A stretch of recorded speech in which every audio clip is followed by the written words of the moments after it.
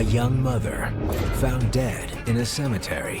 For 3 years, police are baffled. The investigation continues until we find out who's responsible. It was a total mystery. Until Sergeant Joe Kenda realizes this case goes much deeper than he'd ever imagined. And all the experience of all the people in this room have never seen this before. A savagely evil serial killer.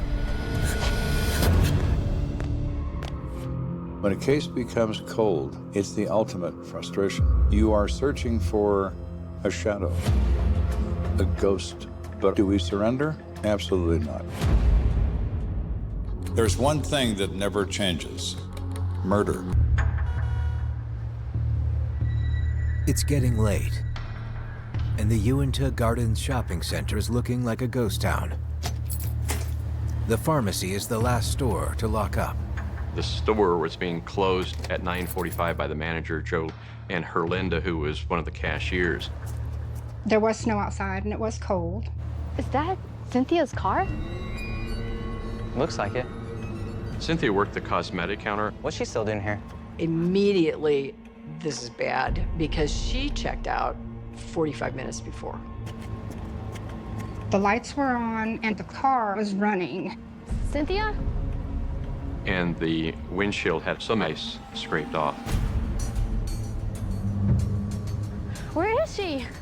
We just thought that was kind of strange. Why would she leave her car just sitting there running? Cynthia! Cynthia? None of it made any sense at all. The worst thing you could possibly think comes to your mind. Cynthia! Cynthia! Cynthia! Cynthia! Cynthia! Cynthia! Victim is now disconnected. 3 years later, after a long stint in patrol, Sergeant Joe Kenda has recently returned to Homicide, but this time not as a detective. I returned to Homicide as a supervisor. As the boss, you always have feelings about what you'd like to do, to improve things, to change things. So I began reviewing unsolved missing persons cases and unsolved homicide cases to determine if there was any possibility they could now be resolved. So there is a reason to continue to pursue. There's no statute of limitations on homicide in the state of Colorado. 50 years ago, you killed somebody. We find you, we're going to lock you up. There is no time element. The long arm of the law, as they say, and it's true.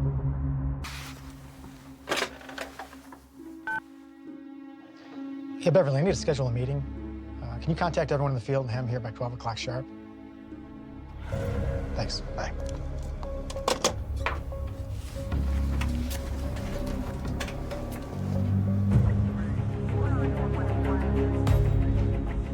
All right, gentlemen, listen up. You guys have done one hell of a job last year closing cases. But this year, I think we can do a little bit better. When Kenda took over as a sergeant in the Detective Bureau, we welcomed his involvement. He was smart, well-educated, very charismatic. I want to revisit some of the cold cases that we let slip through. The question is, which ones do we look at? Now, I've got a few thoughts, but I want to hear your ideas. With my team of homicide detectives, I wanted some unit cohesion, and I was interested in what they thought about everything. Many heads are better than one. How about you, Lou? Any ideas? Detective Lou Smith had an instinct for it, unlike any other. Well, I didn't work it, but how about Cynthia McLuhan? She went missing in '82. The Cynthia McLuhan case was one we all really wanted to solve. All right, let's look at the case file. Though none of Kenda's detectives personally worked the case, they know enough to bring him up to speed. Cynthia McLuhan. She was 22 years old when she went missing. Coworkers found her abandoned vehicle in the parking lot where she worked. No evidence in the car and no witnesses. Okay, then, who'd they talk to first? The family. Detectives went to the home of Cynthia's mom. Oh, thank you. You're welcome. Which is where Cynthia's living with her daughter, Stacy. And Cynthia's friend, Mary, is there also. Look, I know this is all very, very shocking, but we need to know more about your daughter if we're gonna find her. Well, Cynthia and Stacy moved in with me recently because money's been a little tight. Cynthia works 2 jobs, and I help out and watch Stacy. Is she aware of what's going on? No, not really. She keeps asking for her mama, but I don't know what to say. I keep telling her she'll be home soon. Cynthia did everything she did for her girl, or her daughter. Her relationship with her daughter was something that was never separable. What we need to find out is if there was anyone in Cynthia's life who would want to harm her. The next step would be to determine who does Cynthia associate with. People don't get abducted generally by a stranger. I don't know. It was a total mystery. I mean, no idea what had happened. Cynthia really did not have enemies. Can't say that there was really anybody that disliked her. What about Stacy's father? Where is he? He and Cynthia were married for a short time, but things didn't work out. They're curious about someone that had a motive to do her harm. And the first and obvious choice is the ex-husband. But he lives in Arizona. Even at the first moment of disappearance, there was never a thought of him doing anything like that. They talk to him on the phone. He is in Arizona, and he provides an alibi the day she goes missing. He's not part of this. How about a boyfriend? Was Cynthia seeing anyone that you know of? Well, recently she's been seeing a guy named Dave. Dave. Winfield. Dave Winfield. And of course, the detectives are immediately interested in David Winfield. Who is he? Did they end their relationship badly? What do you know about Dave? Is there any issues with him? I don't know of any issues during the relationship, but I know that Dave was pretty heartbroken when she ended things. Yeah, that's true. Good job. What letter is this? No, you don't know? Yeah, sure you do. That's a J. I'll get it.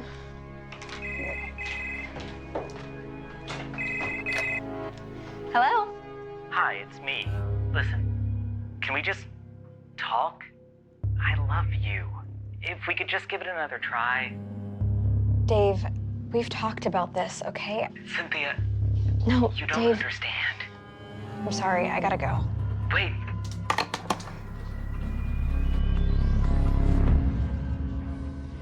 He would do anything to get her back. There was concern on the mother's part that the ex-boyfriend might have tried to abduct her to try to force her into accepting their relationship and going back the way it was. At that point, detectives focused their attention on 34-year-old Dave Winfield as Cynthia's possible abductor. Detectives did some digging. They found out that Dave secretly spent some time at the hide and seek. At the time, the Hide and Seek Lounge was the largest homosexual bar between the Mississippi River and the West Coast. That information certainly put a different perspective on the case. So apparently he liked both men and women. I'm sure he didn't want people to know about that. Right. In the modern day, homosexuality is universally accepted for the most part. In the 1980s, it was a secret world. In Colorado Springs, having a gay affair was particularly scandalous. It could hurt you at your job. If you were in the military, it could get you discharged. I mean, the ramifications were huge. The speculation might have been that Cynthia somehow discovered this, and Dave Winfield was now trying to suppress that information from coming out.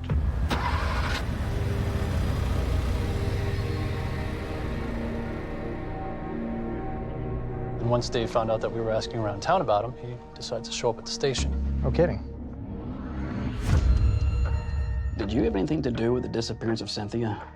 I care a lot for Cynthia. I'd never do anything to hurt her. Did she have any issues with your little trips down to the hide and seek lounge? What? How do you know about that? Look, Mr. Winfield, we're not interested in your private life.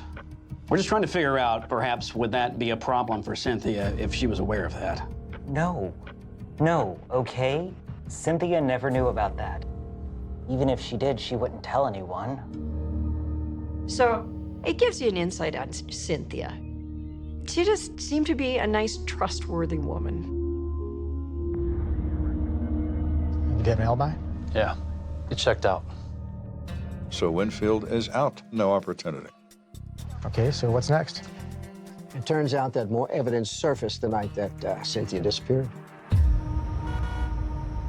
Just 2 hours after Cynthia McLuhan vanished from work, a sinister clue was discovered at a nearby motel. In doing his nightly rounds, a security guard for one of the motels What the hell? came across some clothing outside of one of the motel rooms. The clothing is just dropped, dumped in a pile. And under the clothing is a purse. There are credit cards, there's some money. And it also contains Cynthia McLuhan's Colorado driver's license. The motel had no record of Cynthia checking in, and when the items were turned in to police, they quickly caught the attention of detectives. Was the clothing hers? They matched the description that she was last seen wearing when she left work. But not all of her clothes have been accounted for. What do you mean? Her bra and panties were missing. The clothing that's missing are intimate apparel, so it suggests there may have been some sexual involvement. When there's evidence of abduction and sexual assault, the end result is never good. The room where the clothes were found outside of, did we look into who checked into it? We did. It turns out that the apartment wasn't rented for 1 week. And nothing materialized from there. Detectives have been all over the area for weeks and didn't turn up any new leads. When someone goes missing, the more time that passes by, the more difficult things become. You have no place to go and nowhere to find your victim until they are found by someone. It was a bone-chilling afternoon, 42 days after Cynthia McLuhan disappeared from her workplace. A 17-year-old named Robert Stogner was jogging through a cemetery in the west side of Colorado Springs. Fairview is a fascinating cemetery. There are burials there from the very early 1800s. It's a really wonderful, peaceful place, and a lot of notable figures from this area are buried there. So, as Robert went through Fairview Cemetery, he noticed something looked odd. And in fact, as he got closer,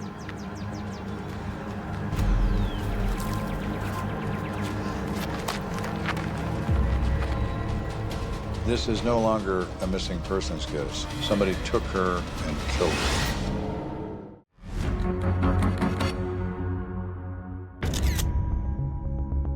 We're investigating the disappearance of 22-year-old Cynthia McLuhan. She has been missing for 42 days when her body has been discovered in Fairview Cemetery. Because it was so cold outside, her body was well preserved. In cold temperatures, aside from the whiteness of the skin, they look the same as they did when they were alive. Decomposition is advanced greatly by warm temperatures. If you have a body laying outside for 3 days in the summer heat, the body is unrecognizable. You cannot take fingerprints. It's a mess. You have no idea. You can't tell sex, you can't tell age, you can't tell anything. Canvas of the area turn up anything? Sort of. We came across a guy who said he saw a dark-colored pickup truck leave the cemetery a few weeks before. So we looked throughout the neighborhood to see if we could find a similar pickup truck. One of the people that we find who would own that pickup truck is a Richie Hayden. He lived 2.5 blocks from the Fairview Cemetery. This guy who said he was at the cemetery, but he was there because of the great view at Pikes Peak. Sounds a little suspicious, but we couldn't find anything that ties him to Cynthia. There's nothing about him that alarms them. He has an explanation for his behavior. Okay, then what? Nothing. Case went cold. They believed it was someone connected to her that hated her for whatever reason, but they could never determine that anybody she'd ever known hated her for any reason at all. So the case sort of dies. After the notification of finding Cynthia and still no leads, it just went on for a long time, several years, of no information or nothing being said about it. Very, very difficult. Okay, then. It's time to heat this thing back up. We all agree that Cynthia McCluen is an innocent victim. No doubt about it. That inspires us. John, Lou, I want you to take the lead on this one, but we're all gonna be working it with you. This case had a lot of emotional appeal. Personally, this was one I really wanted to take on. So the working theory of the case still remains that it's someone she knew. The reason that's true is stranger crimes are rare. They represent less than 5% of all murders. The first thing we need to do is re-interview the original witnesses and revisit the old leads, starting with the guy with the dark truck. What's his name? Richie Hayden. Time has a way of loosening tongues, and every experienced policeman knows it. All right, let's go.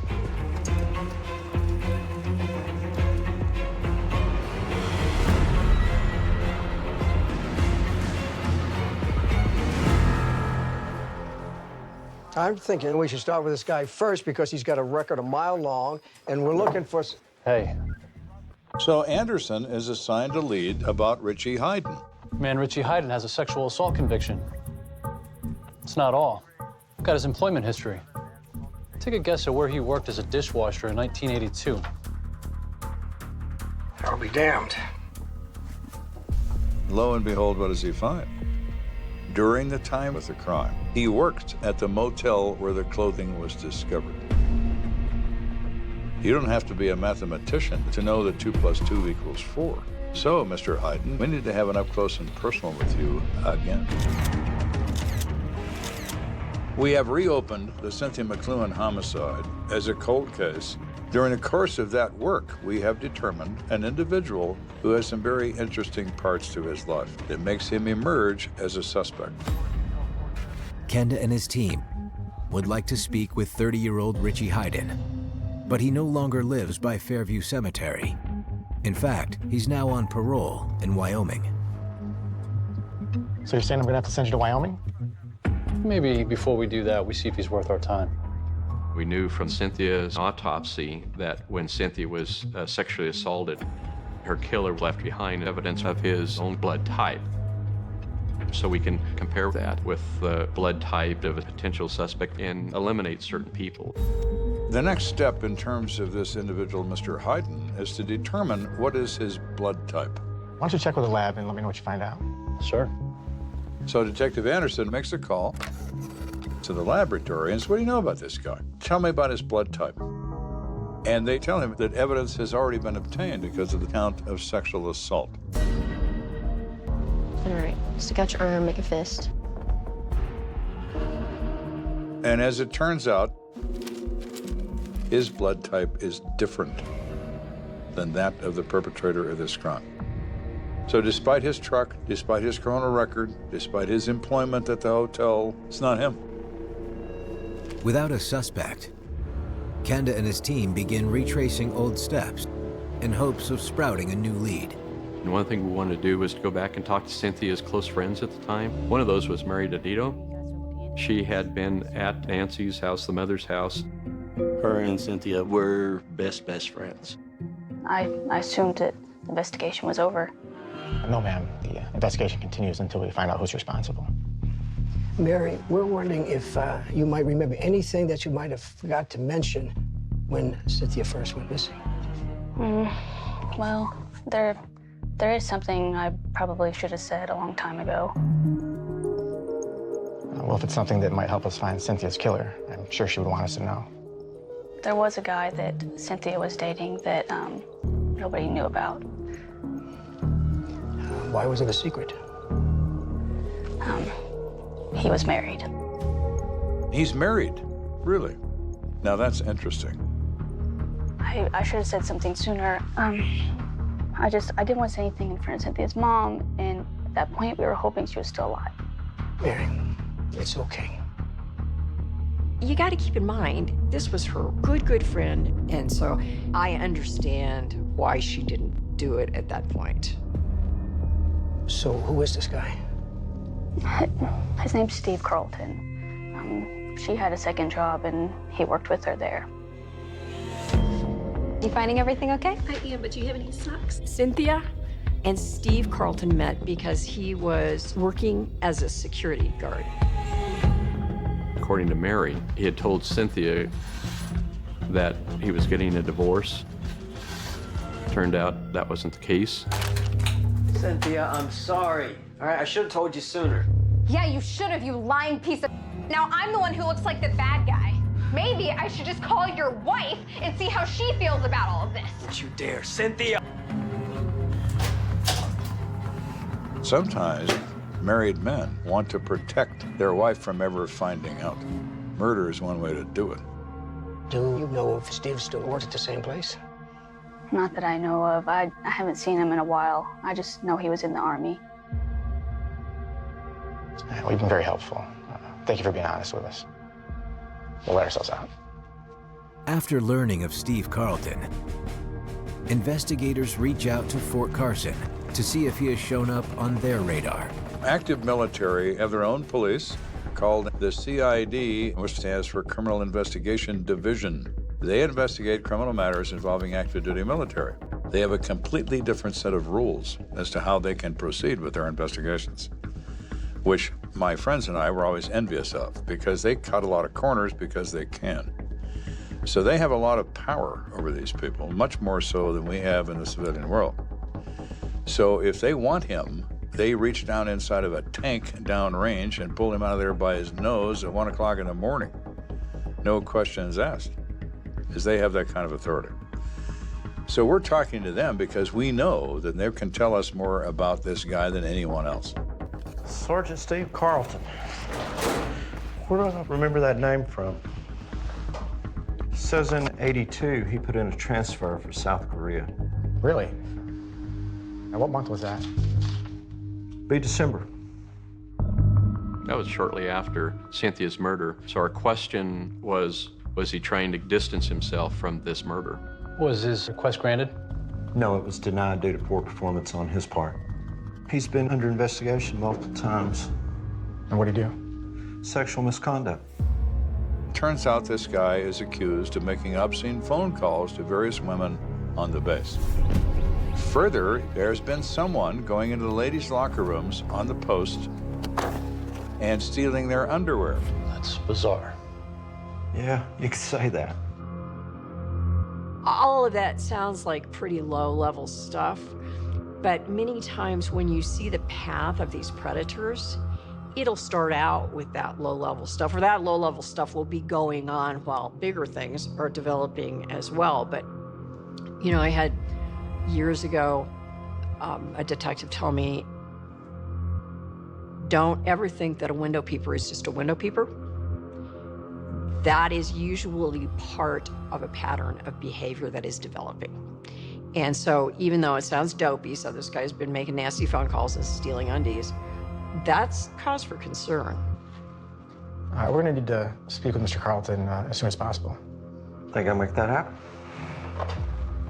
Mr. Carlton now emerges. Not only does he have a relationship with our victim, but now we have knowledge that he's potentially involved in sex crimes in the military. That adds up to suspect.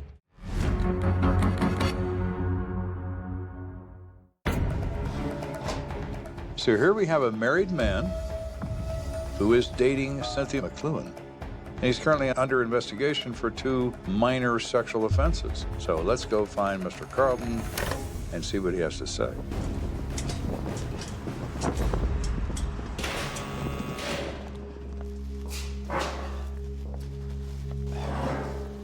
Sergeant Carlton, thanks for coming and talking to us.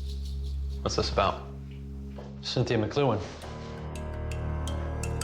Cynthia? Did you guys find the guy that killed her? We were told you were having a relationship with her. Is that true?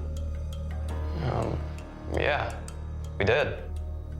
Mr. Carlton says they became friends, they began to socialize after work on a few occasions, and then they engaged in an extramarital affair. But we ended it a few weeks before she went missing. Whose idea was that?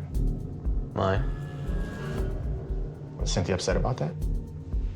No. I mean, we both knew what we were doing was wrong.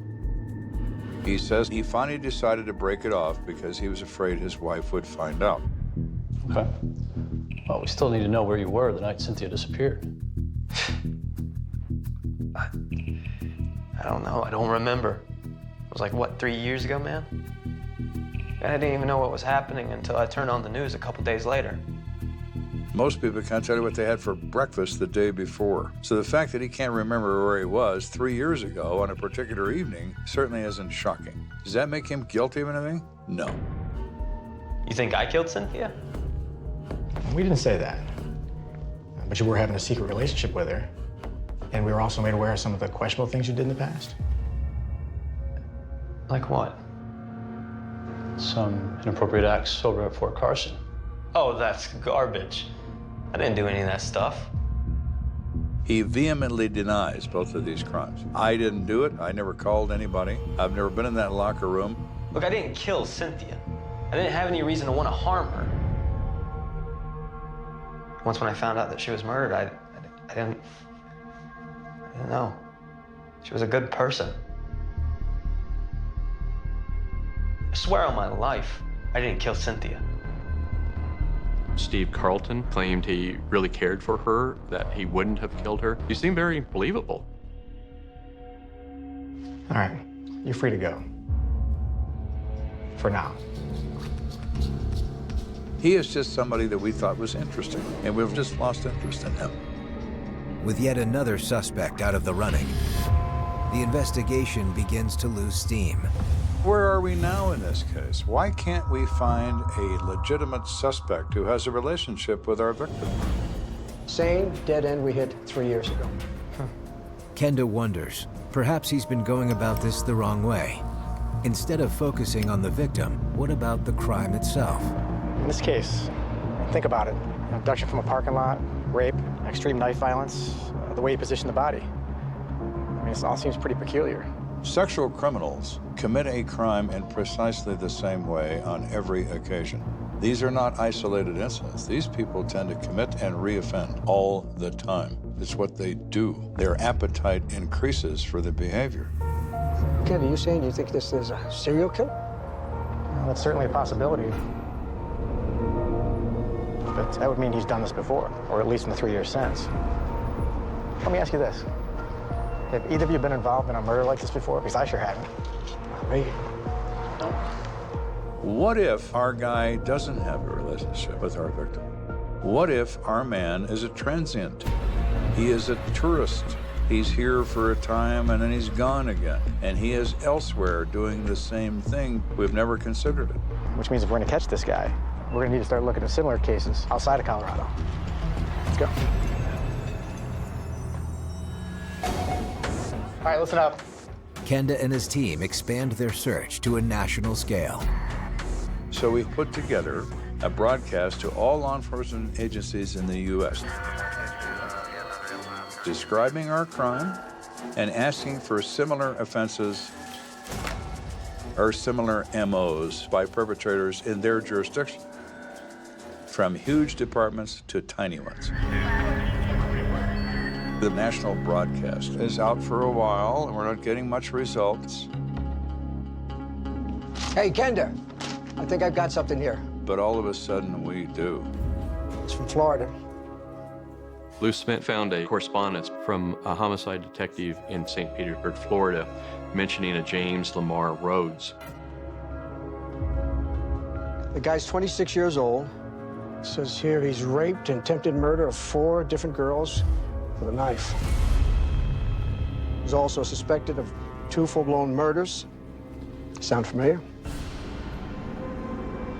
Rhodes had abducted 4 young girls in 45 days. One of them sounded remarkably similar to Cynthia's.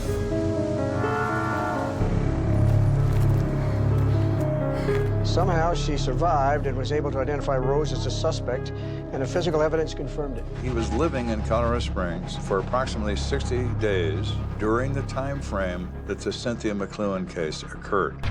So how do we find this guy? Well, he's currently in Florida prison. He's serving 6 consecutive life sentences for attempted murder. Looks like we need to go to Florida. When somebody gives you a series of facts that are so good, that fit perfectly with what you're doing, you can feel it.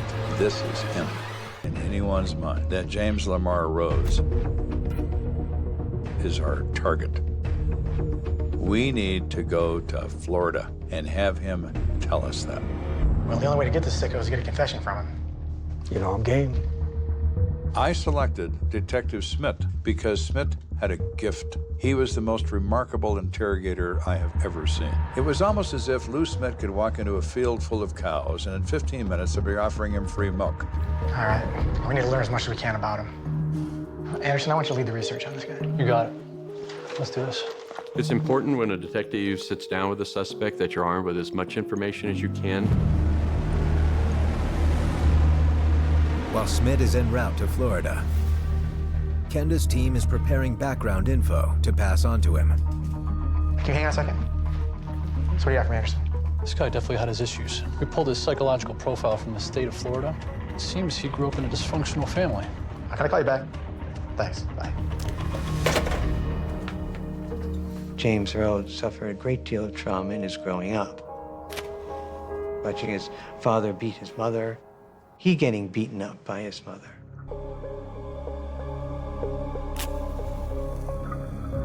In fact, when he would fight, reportedly, when he would fight with some of his peers, his mother would demand that he would win the fight. And if he would not win the fight, when he came back, she would beat him. It was a family full of turmoil, full of violence. So apparently he had a pretty tumultuous relationship with his mother. Where the hell are you, James? As James Rhodes reports, his mother was a brutal woman. I'm warning you. Get your ass over here. She would hit him mercilessly and, in fact, encouraged him in many ways to embrace violence. He seemed he could have harbored hate for women that may have come from his mother. He was so filled with hate for his mother, he left home when he was 14, and he literally became a drifter. Looks like Schmidt's gonna have his hands full with this guy. I'd say.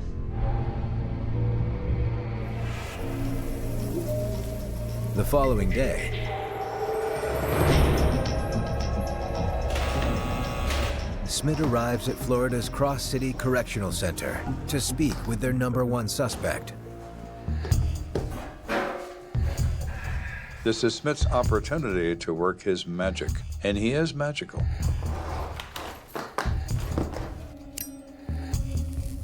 Mr. Rhodes, I'd like to thank you for having this meeting with me. I'm Detective Schmidt. I understand you want to talk about a case? Well, actually, James, I really want to talk about you. You see, James, I'm curious as to how you ended up in Colorado a few years back. No particular reason. I struggled to find work in Texas, so I always loved the mountains. I headed over to Colorado Springs and found a job as a roofer. I did a little carpentry myself. Yeah? Yeah, I was not an expert, but I did some stuff around the house. Made me feel like a man, like I was really in control. You know what I mean? Yeah, I know what you mean. Smith knew how to establish rapport with Rhodes. In a very short period of time, they were chatting as if they were lifelong friends. James, you probably saw a lot of different places when you were a kid, right? Well, I bet that was hard, having to always be responsible for yourself. You wouldn't know the half of it. What do you mean?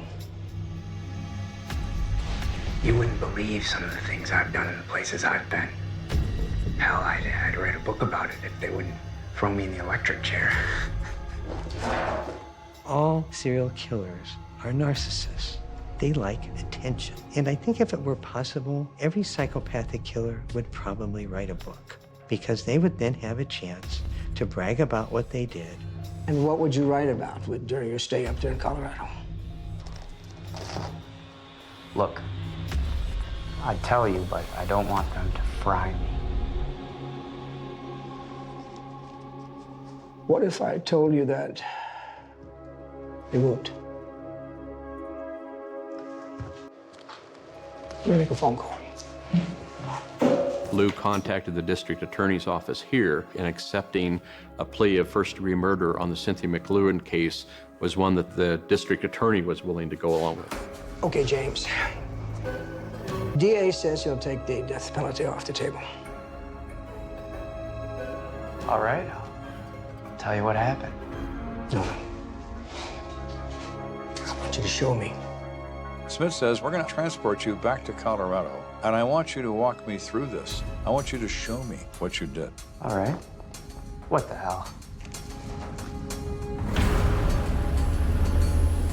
Not 24 hours later, Kenda picks up Smith and Rhodes at the airport, and they set out on their guided tour of murder. When James Rhodes came back to Colorado, he wanted to show off. He was proud that he could pull this off and to do it well according to his rules. So he was not only showing off when he took the detectives on a tour, he was feeling good about himself, that he did it and had gotten away with it for this long. So he wasn't just going to feel bad he was finally caught. He was going to get one more thrill out of it and show how well he did what he did.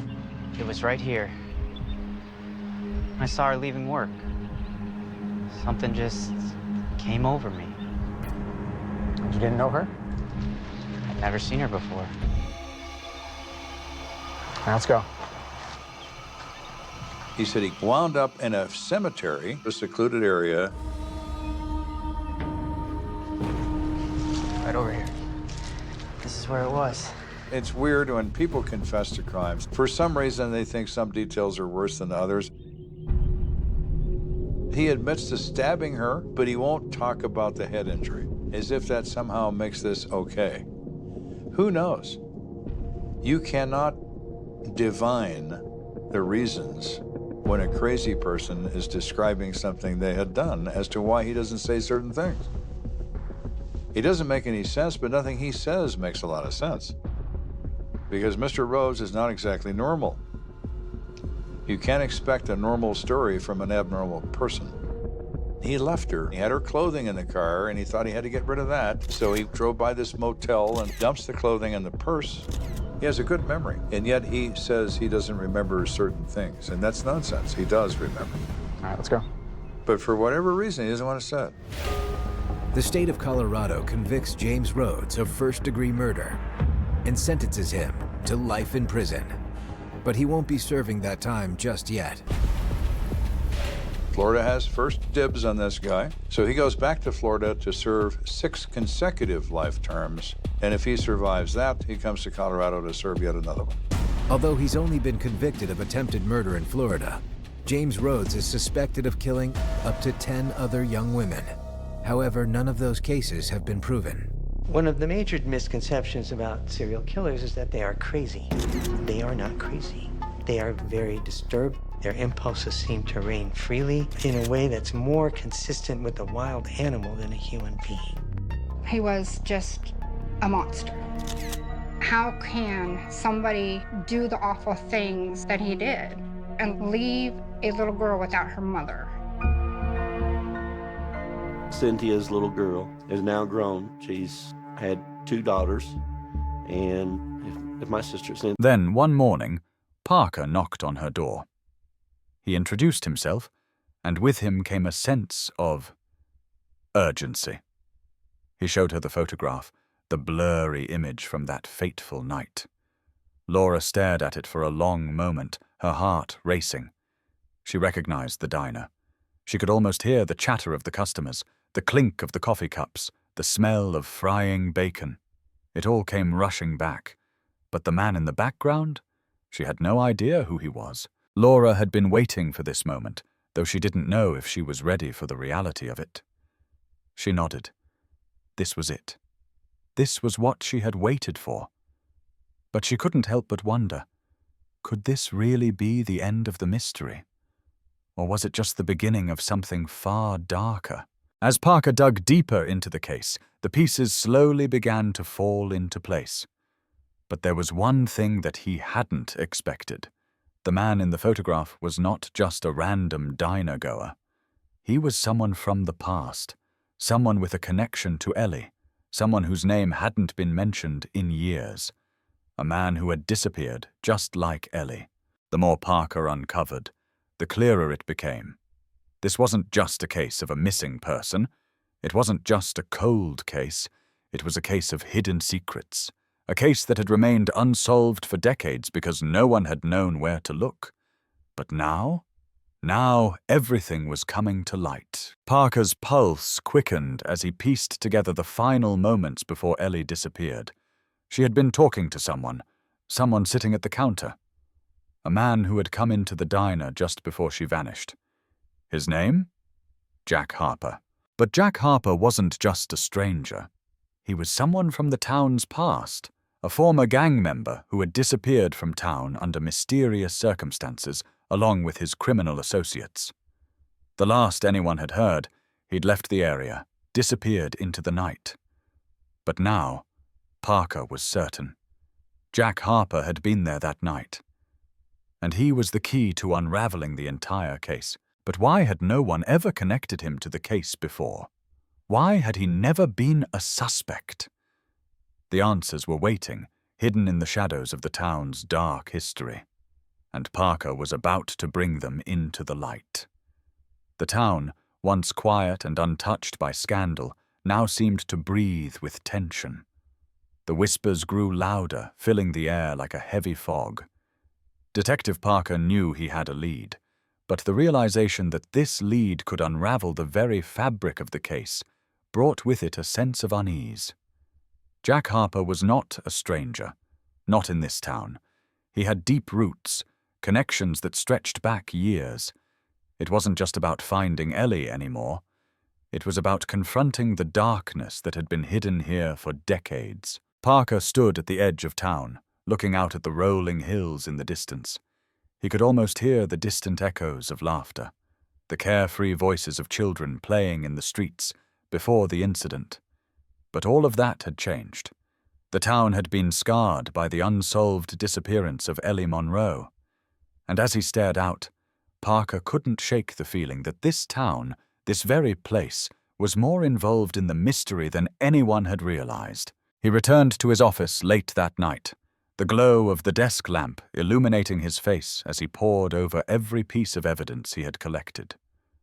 The photograph, the tattoo, Jack Harper's disappearance.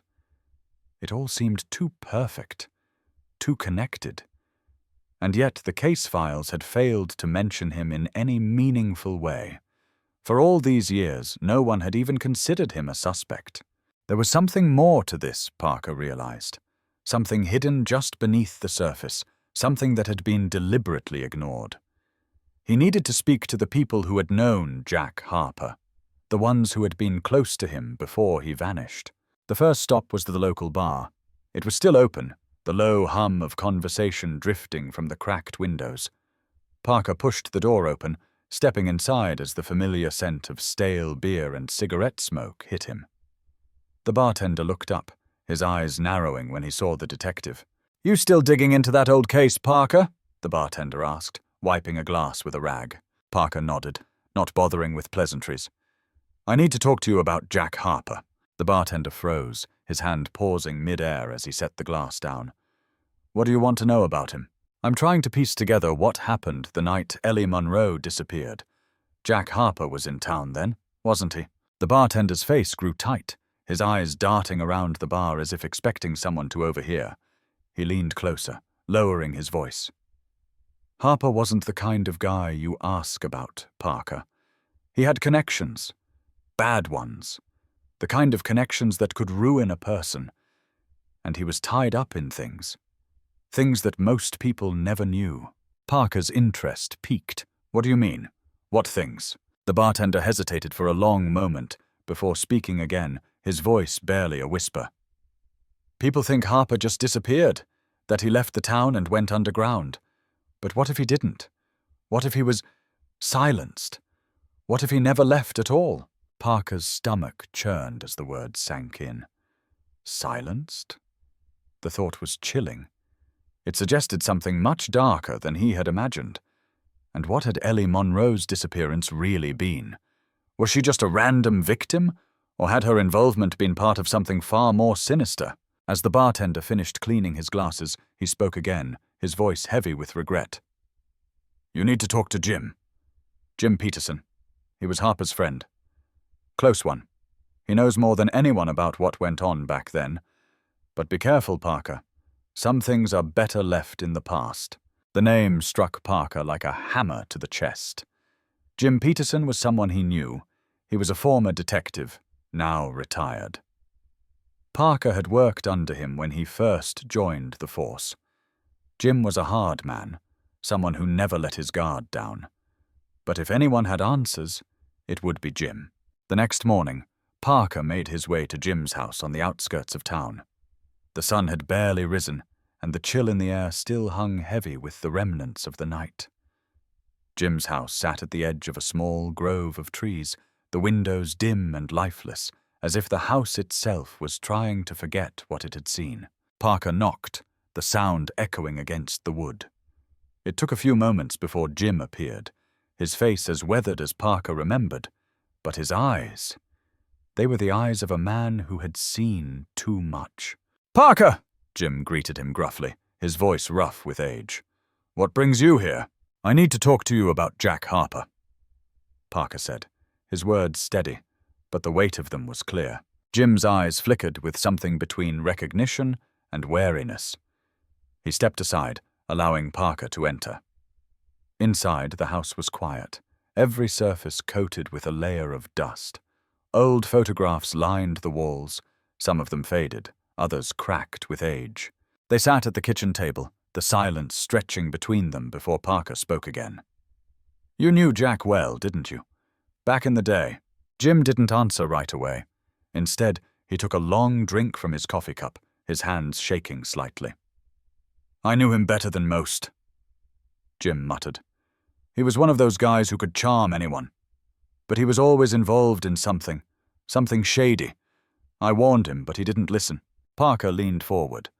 "What was he involved in, Jim? What happened that night?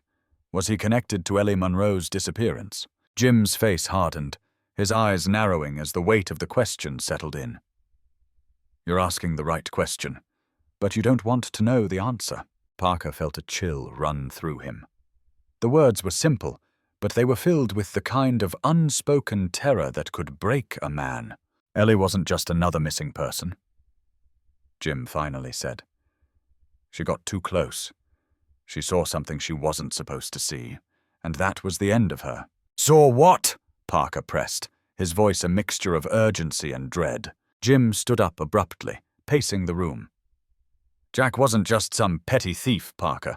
He was involved with people who had far more power than anyone in this town knew. And Ellie, she found out. That's why she disappeared." Parker sat back in his chair, trying to process the gravity of Jim's words. Was it possible that Ellie's disappearance wasn't random? Was there a larger story at play, one that had been hidden under the surface for years? Jim's gaze darkened. "But that's not the worst part, Parker. What you need to understand is that some things don't just vanish. They resurface, and when they do, it's not pretty." Parker stood up, the weight of the case pressing down on him. He knew one thing for certain. The deeper he dug, the more he realized how little he actually understood about this case. Ellie's disappearance wasn't just a random act of violence. It was the beginning of something much bigger, something that would change everything he thought he knew about this town. The weight of Jim's words hung heavily in the air as Parker stepped out of the small house, his mind racing with new revelations. Ellie Monroe had seen something that had led to her disappearance. The pieces were starting to fit together, but they also brought with them a sense of growing dread. The town's innocence had been shattered long ago, buried beneath layers of secrets and untold stories.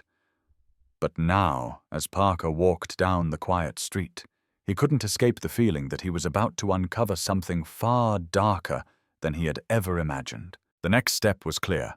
Parker needed to find Jack Harper. But where?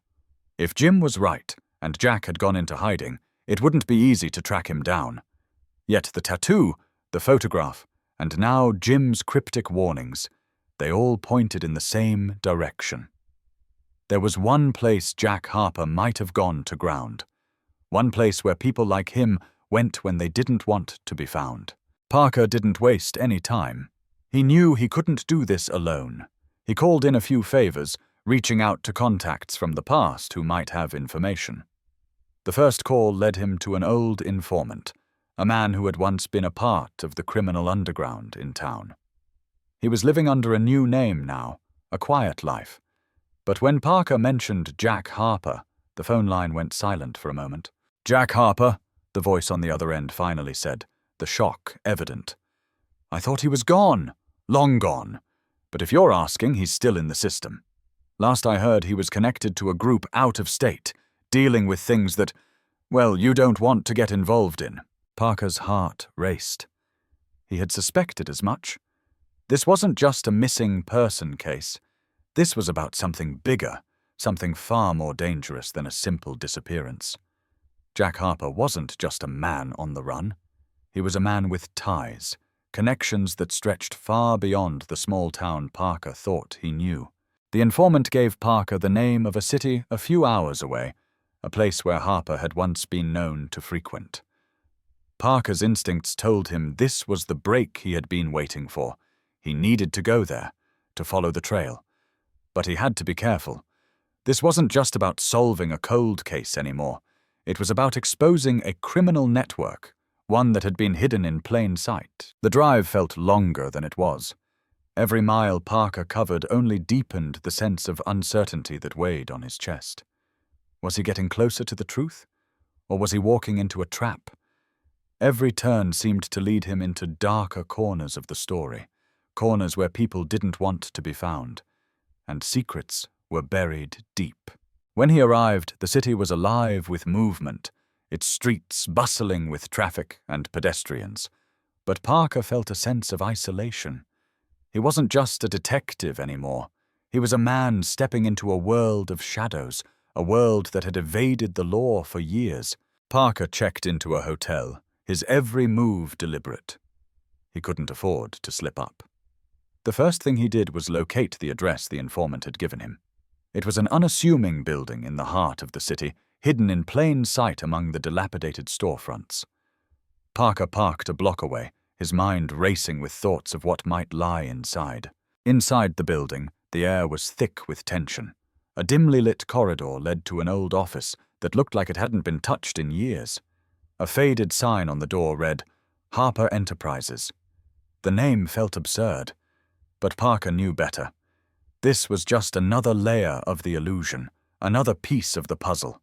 He knocked twice before pushing the door open, his heart pounding in his chest.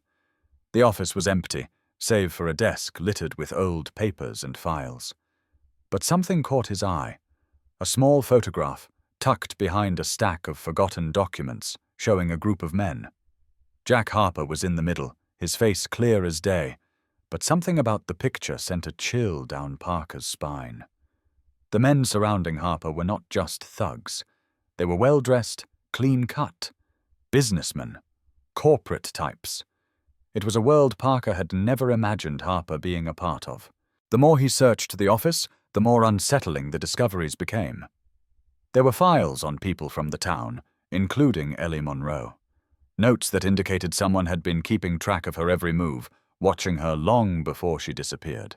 Someone had been following her, and that someone had connections to Harper's network.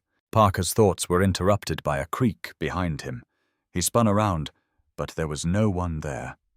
Just the whisper of the wind through the cracked window. He couldn't shake the feeling that he was being watched. He moved quickly, taking photographs of the documents and leaving as quietly as he had come. The pieces were falling into place now. Ellie Monroe had been a target, someone whose curiosity had led her down a dangerous path. She had gotten too close to something she wasn't supposed to know. And Jack Harper, the man who had disappeared all those years ago, had been the one to silence her. But why? What had Ellie seen? What had she uncovered that had made her a target for a criminal organization of this scale? Parker spent the next few days retracing Ellie's last steps. He interviewed people who had known her, pieced together the timeline of her final days. There were inconsistencies, gaps. Ellie had been speaking to someone who had given her information that had led her to make a dangerous decision. But who was this person? Who had been in contact with her right before she vanished? It wasn't long before Parker found himself back in the town, standing at the edge of the diner where Ellie had disappeared all those years ago. The building had changed, of course, but the memory remained. The truth was still buried beneath the layers of time, waiting to be unearthed. That was when the phone call came. It was the local sheriff, his voice tight with urgency. "We've found him, Parker. We've got Jack Harper. He's alive, and he's been hiding in plain sight this whole time." Parker's heart skipped a beat. The man he had been chasing, the one whose name had been whispered in the dark corners of the town, was finally in his grasp. But this was just the beginning. The arrest was only the first step. The real work, the dangerous work, was yet to come. As Parker prepared for the next phase of the investigation, he couldn't help but wonder, what had Jack Harper been hiding all these years? And what did he know about Ellie Monroe's disappearance that no one else had been able to uncover? The answers were just within reach, but they were buried in a past that had been carefully erased. And now, as the town held its breath, Parker knew that the truth, no matter how dark or dangerous, was about to be exposed. The days following the arrest of Jack Harper felt like the calm before a storm. Detective Parker had a sense of finality, but that didn't mean the storm was over. Far from it. It was only just beginning. Harper's arrest had rocked the town. The long-awaited news that the man who had haunted their memories for 2 decades was finally in custody was met with a mixture of relief and fear. But Parker knew the truth. Harper's capture was just the beginning of what was likely to become a much darker and more dangerous investigation. For years, Jack Harper had been a ghost in the town, a shadow that no one had seen, yet whose influence had been felt in every corner. Now, Parker was about to face the man behind that shadow. But when Harper was brought into custody, it wasn't the reaction Parker had anticipated. Harper wasn't fearful. He wasn't angry. He was calm. Too calm. "I know why you're here, Parker," Harper said when he was first placed in the interrogation room.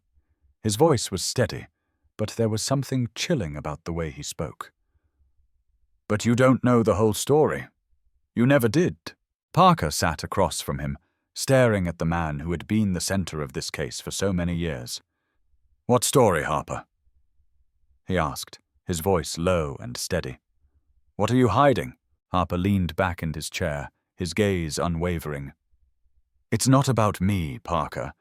It's about the people who used me. The ones you haven't even begun to look at. You've been chasing shadows, but you've missed the truth." Parker's mind raced. Harper's words were cryptic, but they weren't without meaning. This wasn't just about Ellie anymore. It never had been.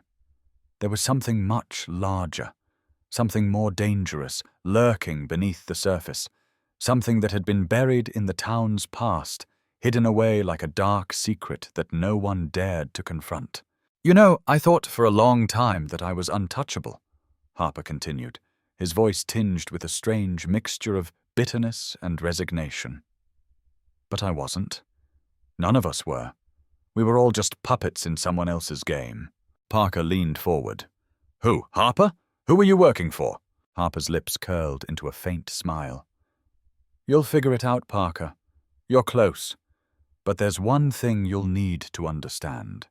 It's not just about finding out what happened to Ellie. It's about what she knew, and why she had to be silenced." The words hit Parker like a punch to the gut. Ellie Monroe had known something that had put her in the crosshairs of a powerful network. And Jack Harper wasn't just an innocent bystander. He was a part of something much larger, something that had been orchestrated by people far beyond his reach. As Parker continued to interrogate Harper, the pieces started to fall into place. Harper wasn't the mastermind. He was a pawn, just like everyone else. The people who had orchestrated Ellie's disappearance, who had silenced her for good, were still out there. And they were watching. The more Harper spoke, the more Parker realized the full scope of the operation. It wasn't just drugs or smuggling. It wasn't just local crime. This was something much deeper. This was a network that had infiltrated every aspect of the town, from local businesses to law enforcement. Everyone had been complicit, whether they knew it or not. And Ellie Monroe? She had gotten too close. She had started asking the right questions, digging into the right people. She had found something she shouldn't have. And when she did, they had made her disappear. Parker felt the weight of the case pressing down on him. The more he learned, the more he understood the danger that had been lurking in his own backyard for so long. The investigation had never been just about a missing person. It was about a web of corruption, power, and control that had festered in the shadows of the town for years. The following days were filled with tense conversations, phone calls to outside agencies, and hours spent combing through old records. Parker couldn't shake the feeling that the answers were within his grasp, but every time he reached for them, something else would slip away. It was like chasing smoke. Parker knew he had to get to the heart of the organization, but who could he trust? Who in this town had been a part of it? The more he dug, the more questions he uncovered, and the fewer answers he found. It was as if the entire town had been complicit in a lie that they had all been too afraid to confront. The town's darkest secrets were beginning to surface, but Parker's every move felt like he was walking on a razor's edge. One wrong step, and everything could unravel. He had no idea how far the conspiracy went, or how many people had their hands in the pot. But he knew one thing for sure. Ellie Monroe's death wasn't the only one tied to this network. And as Parker continued to connect the dots, he realized that there were more people, more victims, than anyone had ever known. A breakthrough came late one night, when Parker was poring over the files of people connected to Jack Harper. One name stood out, buried in the middle of a list of associates: Calvin Royce. Royce had been a prominent businessman in the area, someone who had been above reproach for years. But Parker's instincts told him something wasn't right. He ran Royce's name through the system. It didn't take long for the pieces to fall into place. Royce was the connection.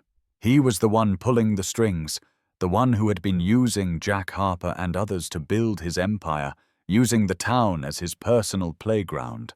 Parker's hands trembled as he pieced together the final part of the puzzle. Calvin Royce was no businessman. He was the mastermind behind the entire operation, and the moment Ellie had uncovered that fact, she had sealed her fate. Parker knew he had to confront Royce, but it wasn't going to be easy. Calvin Royce wasn't just a man with power. He was a man with a carefully crafted reputation. No one would believe the truth. No one would believe Parker unless he had the proof. And with each passing hour, the pressure mounted. As Parker prepared to make his next move, he couldn't help but feel the weight of the case bearing down on him. He was close. So close. But would he be able to bring down the entire network before it destroyed everything? The storm was coming, and Parker could only hope he was ready for it. The tension in the air was palpable. Detective Parker knew that the moment he walked into Calvin Royce's office, his life would change forever. Royce wasn't just another wealthy businessman. He was a man who had hidden behind layers of power, connections, and wealth. A man who had expertly played the game for years, all while manipulating the town's underbelly for his own benefit. Parker had seen men like him before, men who believed they were untouchable, but there was something about Royce that felt different. He wasn't just hiding behind his money and status. He was a part of something far darker. Parker had done everything he could to prepare for this confrontation. The evidence was clear. Royce had orchestrated Ellie Monroe's disappearance, and by extension, the entire operation that had destroyed countless lives. The web of corruption, the network of influence, all of it led back to him. But what if Royce was prepared? What if he had already covered his tracks? The thought gnawed at Parker's mind, but he couldn't afford to doubt himself now. As he stood outside the sleek glass building that housed Royce's offices, the weight of the investigation settled heavily on his shoulders. This wasn't just about bringing justice to Ellie. It was about exposing the truth, no matter the cost. The people behind this operation, these invisible hands that had manipulated everything in town, needed to be held accountable. But first, Parker had to bring Royce down. He entered the building with purpose, his steps deliberate as he walked past the marble floors and polished walls. Security watched him closely, but Parker didn't flinch. He was beyond their reach now. The higher he climbed in the building, the more he could feel the layers of deception closing in on him. Each floor seemed to pulse with the weight of untold secrets. Royce's office was at the top, of course, a symbol of his dominance, a man who had positioned himself as a titan, looking down on everyone beneath him. When Parker finally reached Royce's office, the door opened without a knock, the receptionist stepping aside without a word. Royce was standing by the window, staring out over the city. He didn't turn when Parker entered. Instead, he stood there, silent, like a king awaiting his judgment. "Detective Parker," Royce said, his voice smooth, almost soothing.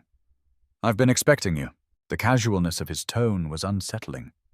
This was a man who had orchestrated years of lies, manipulated people for his own gain. And yet, here he was, standing as if nothing were wrong, as if this was just another day in his world. "Expecting me?" Parker asked, his voice low, controlled. "I think the question is, are you expecting what comes next?" Royce turned to face him, his sharp eyes gleaming with that familiar air of superiority. "What comes next?" He raised an eyebrow. "You're here to arrest me, aren't you? To charge me with some crime that you think I've committed. But the truth, Parker, is that you don't have the full picture. You never have." Parker's pulse quickened. He couldn't let Royce control this conversation. "I have enough to bring you down. I know what you've been doing. I know about the operation. I know about Ellie." Royce chuckled, a dry, humorless sound that filled the room. "Ellie Monroe was a problem. She wasn't supposed to get involved. She was a loose end, and sometimes loose ends need to be dealt with. But the real story, Parker, is much bigger than you realize. Ellie Monroe wasn't the only one who knew too much." Parker's breath caught in his throat. Royce was toying with him. He knew it. He had to stay focused. "You're responsible for her death. You're responsible for every person who's been hurt by your little operation. The truth is coming, Royce. It's just a matter of time." Royce's smile faded, replaced by a cold, calculating look. "You think you can stop me? You think you can expose everything and walk away unscathed? You have no idea what you're dealing with. You've been playing checkers while I've been playing chess." Parker took a step forward, his eyes never leaving Royce's. "I'm not playing games anymore. I'm done with the lies." The tension between them crackled in the air. For a moment, the only sound was the faint hum of the city outside. Parker could feel the weight of everything they had both been holding back. The years of secrets, the lives destroyed, the truth buried so deep that it seemed impossible to bring to light. "I know what you've done," Parker said, his voice unwavering. "And it's over. Your time is up, Royce." Royce stared at him for a long moment, as if sizing him up, gauging his resolve. "You're a fool, Parker. You think you can just waltz in here and take me down? The people behind this—" He paused, as if considering his next words carefully. "The people behind this will make sure that doesn't happen. They'll protect me. They always have." Parker's eyes narrowed. Who? Who are you talking about?" But Royce just smirked. "You're asking the wrong question, Parker. The real question is, who's going to protect you once you start digging too deep?" The words hung in the air, heavy with threat. Parker's mind raced. He had a feeling that this was about to get far more dangerous than he had anticipated. There was something larger at play here, something that Royce wasn't ready to reveal. Parker wasn't just facing a corrupt businessman. He was up against an entire network of people, a system that would do anything to protect itself. "Why don't you tell me what you know, Royce?" Parker asked, his voice firm. "Maybe you can save yourself some time. Maybe I can spare you the long process of dragging you through the system." Royce's gaze remained cold, calculating. "You'll never get what you want, Parker.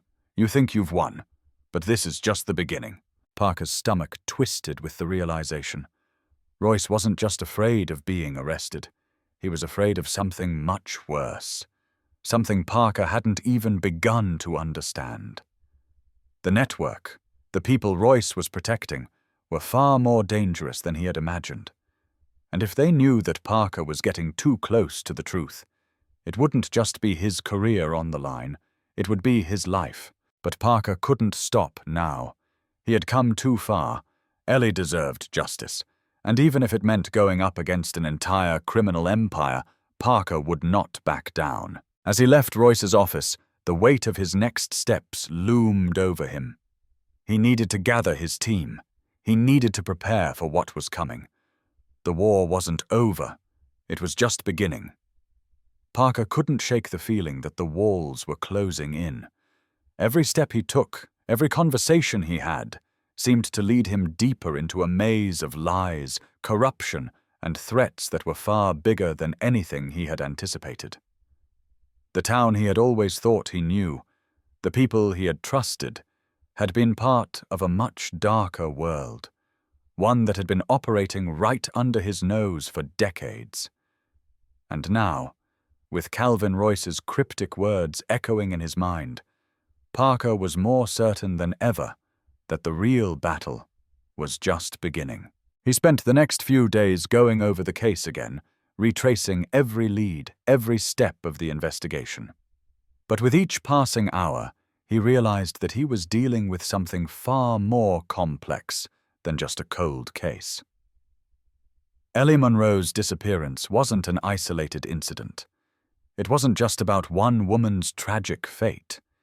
It was about an entire network that had operated in the shadows, pulling the strings of the town's most powerful players. The first breakthrough came when Parker managed to dig deeper into Royce's past.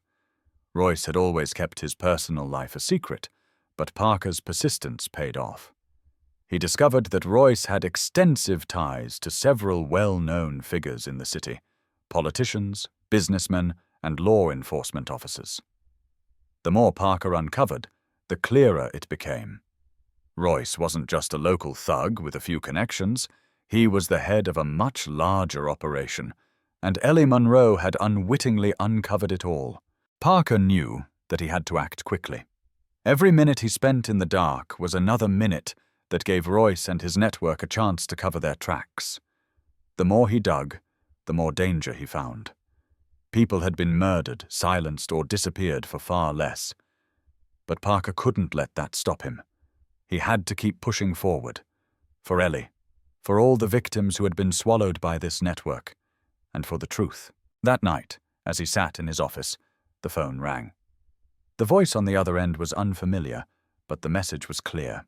"You're getting too close, Parker," the voice said, calm but menacing. "You're about to uncover things that will destroy you.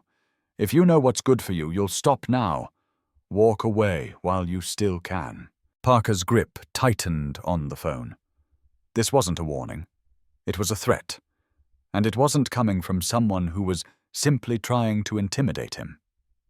No, this was someone who had the power to make things disappear, to make people disappear. "I'm not backing down," Parker said firmly, his voice cold. "And you can tell whoever you're working for that they're not going to stop me either." The line went dead, and Parker sat back in his chair, the weight of the situation pressing down on him. He had known this wasn't going to be easy, but now it was more real than ever.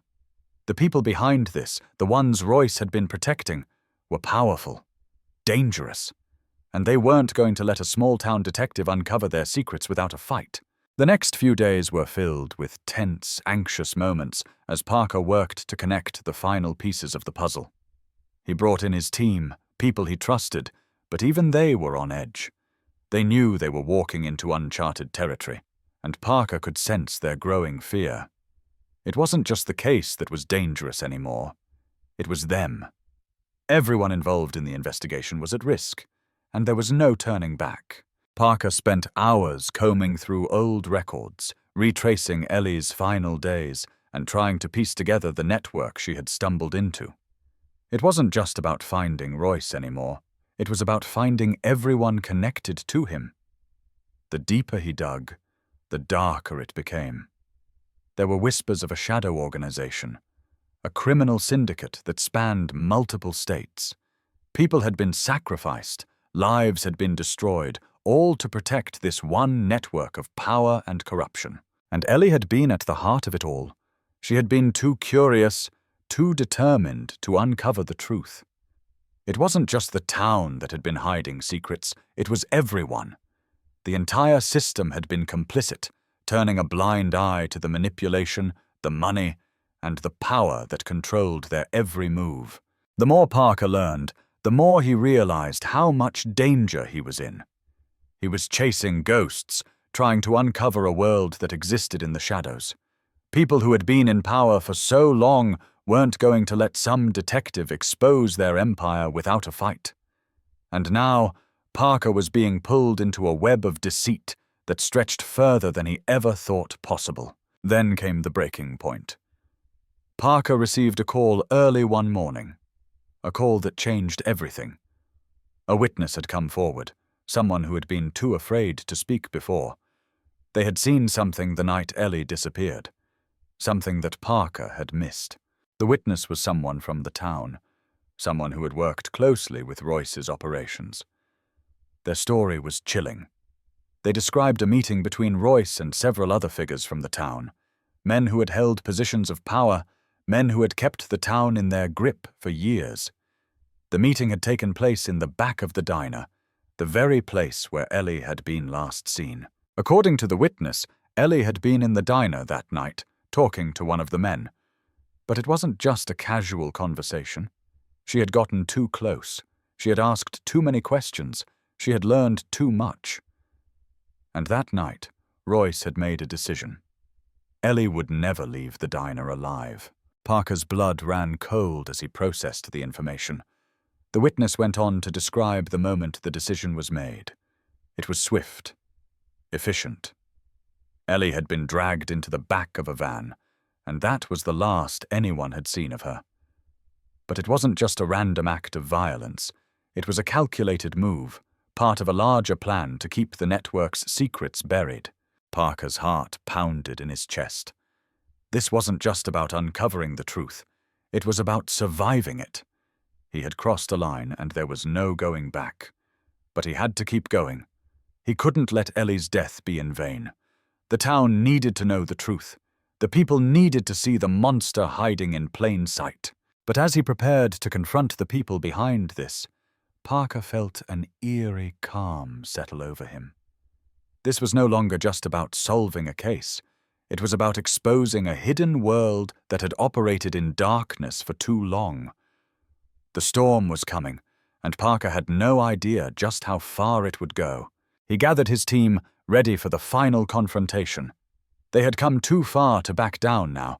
The truth was out there, waiting to be discovered, and Parker wasn't going to stop until it was exposed. The air in Parker's office was thick with tension. Every conversation, every step he had taken had led him to this point. The pieces were falling into place, but every answer he uncovered led to more questions, more shadows lurking in corners he had yet to explore. As the pressure mounted, Parker knew that the final confrontation was near. The people he was chasing weren't just criminals. They were powerful, untouchable, and the deeper he dug, the more dangerous it became. But there was no turning back. He was in too deep now. The witness's statement had been a game changer. The new information painted a chilling picture of the night Ellie disappeared. A picture that tied Calvin Royce and his network to her death. But there was more. Parker could feel it in his gut. This wasn't just about Ellie. It never had been. She had been the spark that ignited the fire, the one person who had seen too much. But there were others. Other victims, lost in the shadows of this sprawling criminal empire.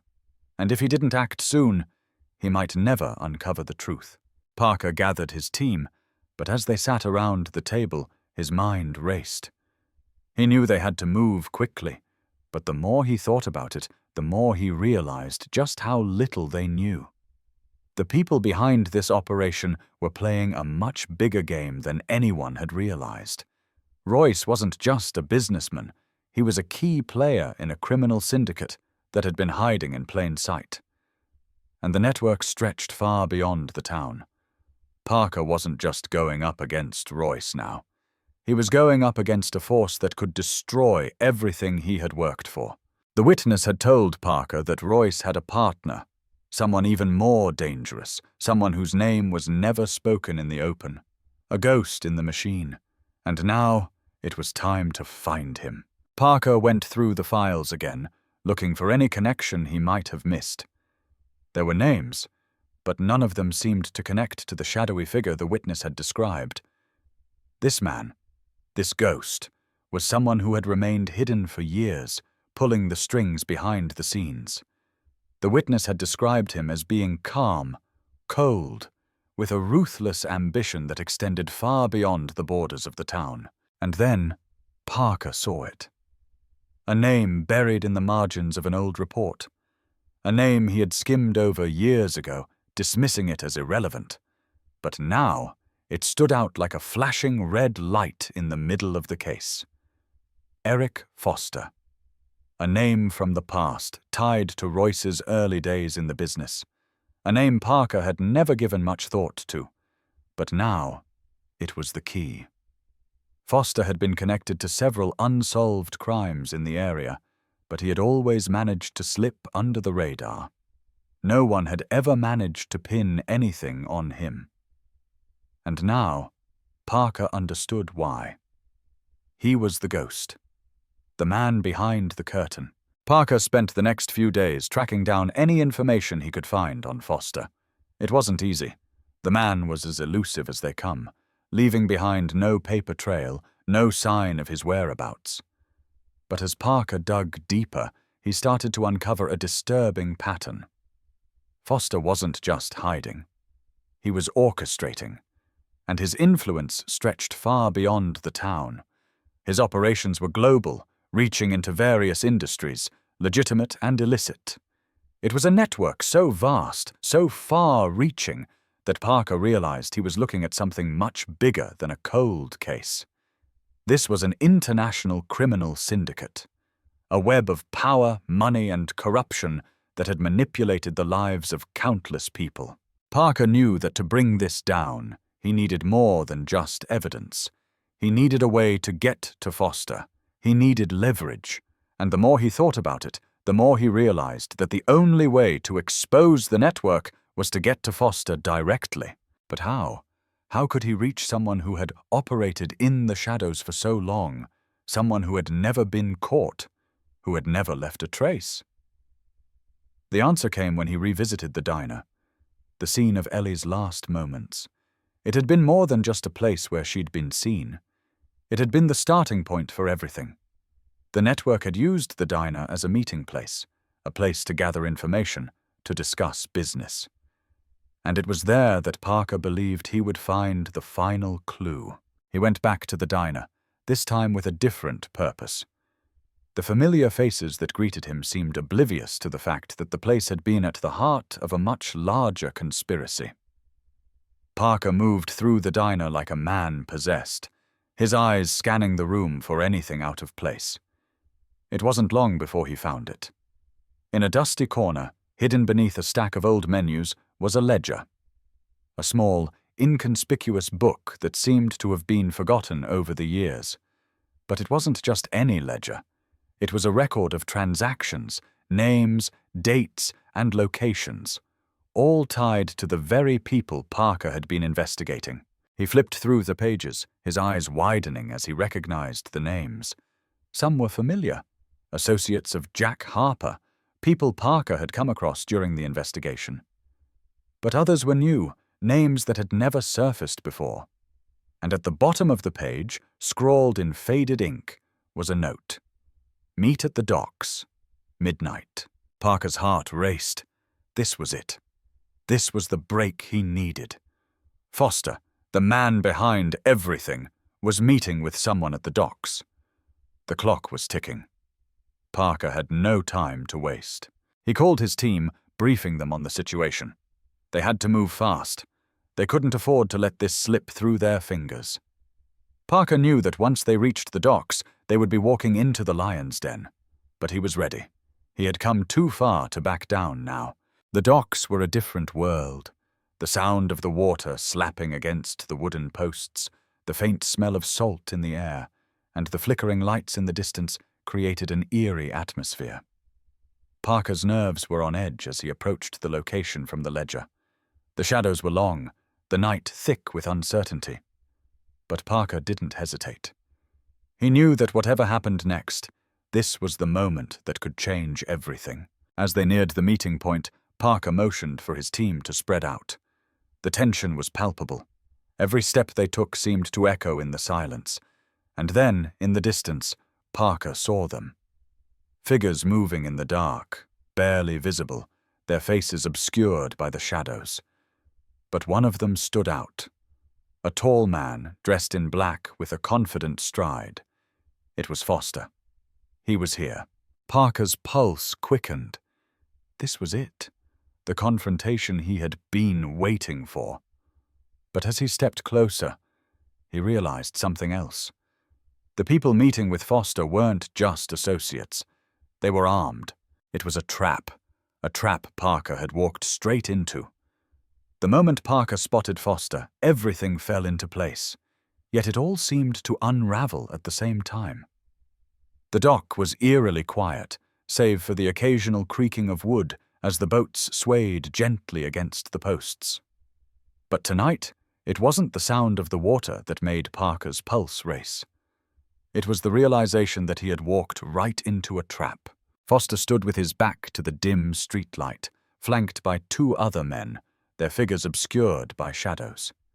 The taller one, clearly the leader, was the one who caught Parker's attention. His confident posture, the way he held himself, it was a certainty that Parker knew too well. This was a man who had lived his life in the shadows, never once stepping into the light, always in control. As Parker and his team closed in, he noticed the glint of metal, guns tucked into the men's belts, ready for action. It was all too perfect, too well coordinated. This wasn't an accidental meeting. They had known he was coming. Foster had known Parker would find the ledger. They had planned for it, and they were prepared. Parker's heart raced, and his hand instinctively went to the holster at his side, though he knew he couldn't make the first move. Not yet. His instincts screamed at him to call for backup, to get out of there, but there was no time. This was the moment, the only moment that would define everything. The truth was hanging in the balance, but so was his life. He took a breath, his eyes narrowing as he advanced, signaling his team to follow his lead. They were trained for this, but even they knew that this was no ordinary bust. There was no easy way out of this one. The men standing with Foster weren't just armed. They were professional. They had the look of men who had been in the game for a long time. They knew how to handle themselves, and they knew how to intimidate. But they hadn't counted on Parker's resolve. "Foster!" Parker called out, his voice steady, cutting through the stillness of the night. "I've been looking for you."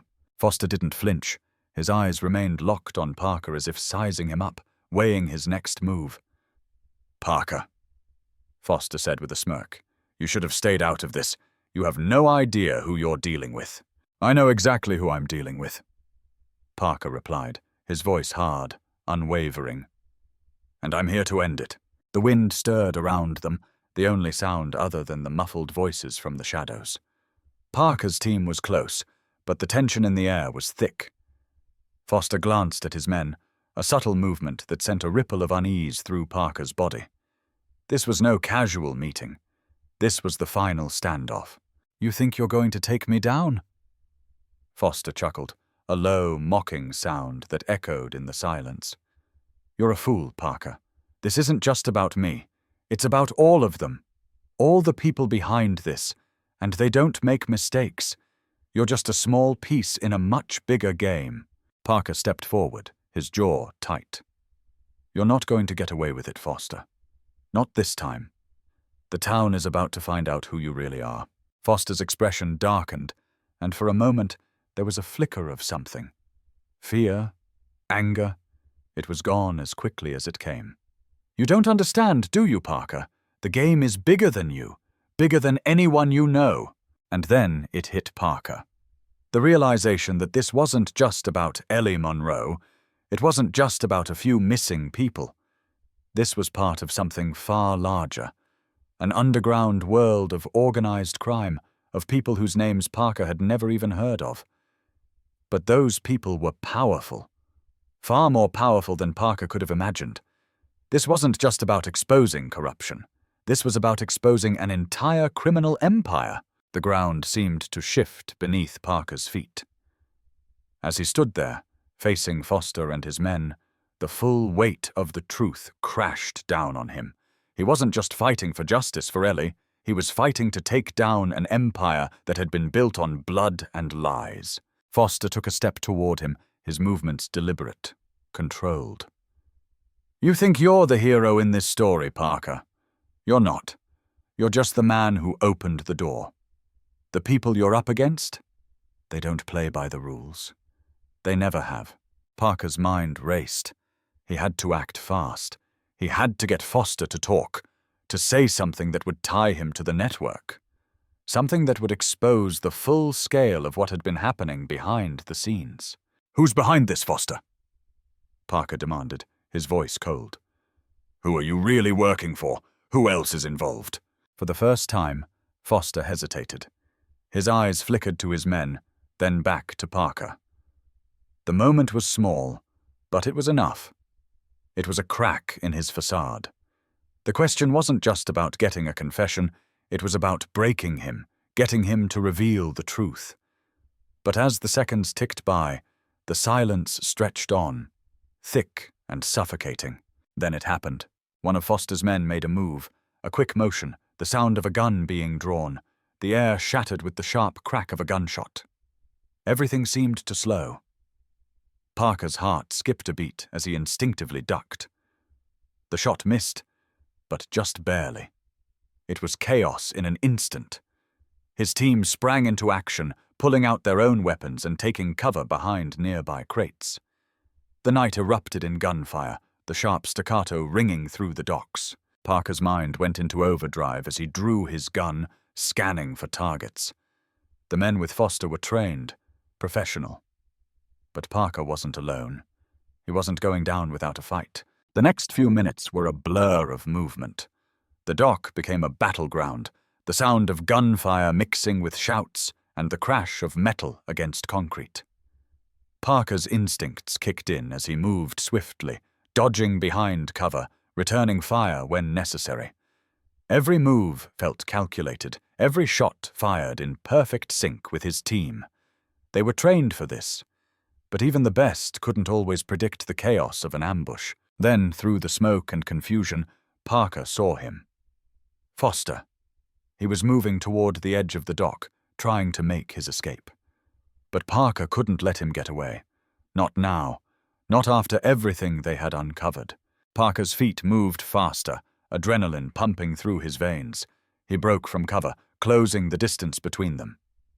Foster was nearly at the end of the pier, a flash of desperation in his eyes as he realized there was no way out. "You won't get away with this!"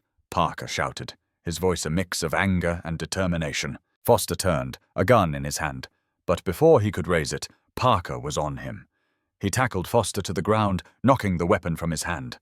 The struggle was short but brutal. Parker's hands gripped Foster's collar, forcing him to the ground. "You're done," Parker said, his voice cold. "It's over." The sound of approaching sirens filled the air. Backup had arrived. It was finally over. But even as the realization hit, Parker couldn't shake the feeling that there was still more to uncover. This wasn't the end. It was only the beginning of the true investigation. The network that had been hiding in plain sight for so long. And now, it was time to bring it all down. The chaos of the docks slowly faded as the sirens wailed in the distance, signaling the arrival of backup. Foster was in custody, handcuffed and grimacing, but his face betrayed a mixture of fear and something else, something deeper, darker. He knew, just as Parker did, that this wasn't the end of the road. The war had shifted, but it hadn't yet been won. As the team moved in to secure the area, Parker took a deep breath, his body still buzzing from the adrenaline that had surged through him moments ago. His heart was still pounding, his mind racing with everything that had just happened. He had managed to bring Foster down, but Parker knew better than to think the worst was behind him. Foster's arrest was just one piece of the puzzle. The people behind him, the shadowy network that had operated without mercy, were still out there, still untouchable. And as Parker looked at the man now kneeling on the ground, he couldn't help but wonder, how many more were there? How deep did this web stretch? The officers took Foster into the back of a squad car, and Parker walked over to his team, who were still on high alert, scanning the docks for any remaining threats. "Secure the area," Parker ordered, his voice firm. "We're not leaving until we know everyone involved is accounted for."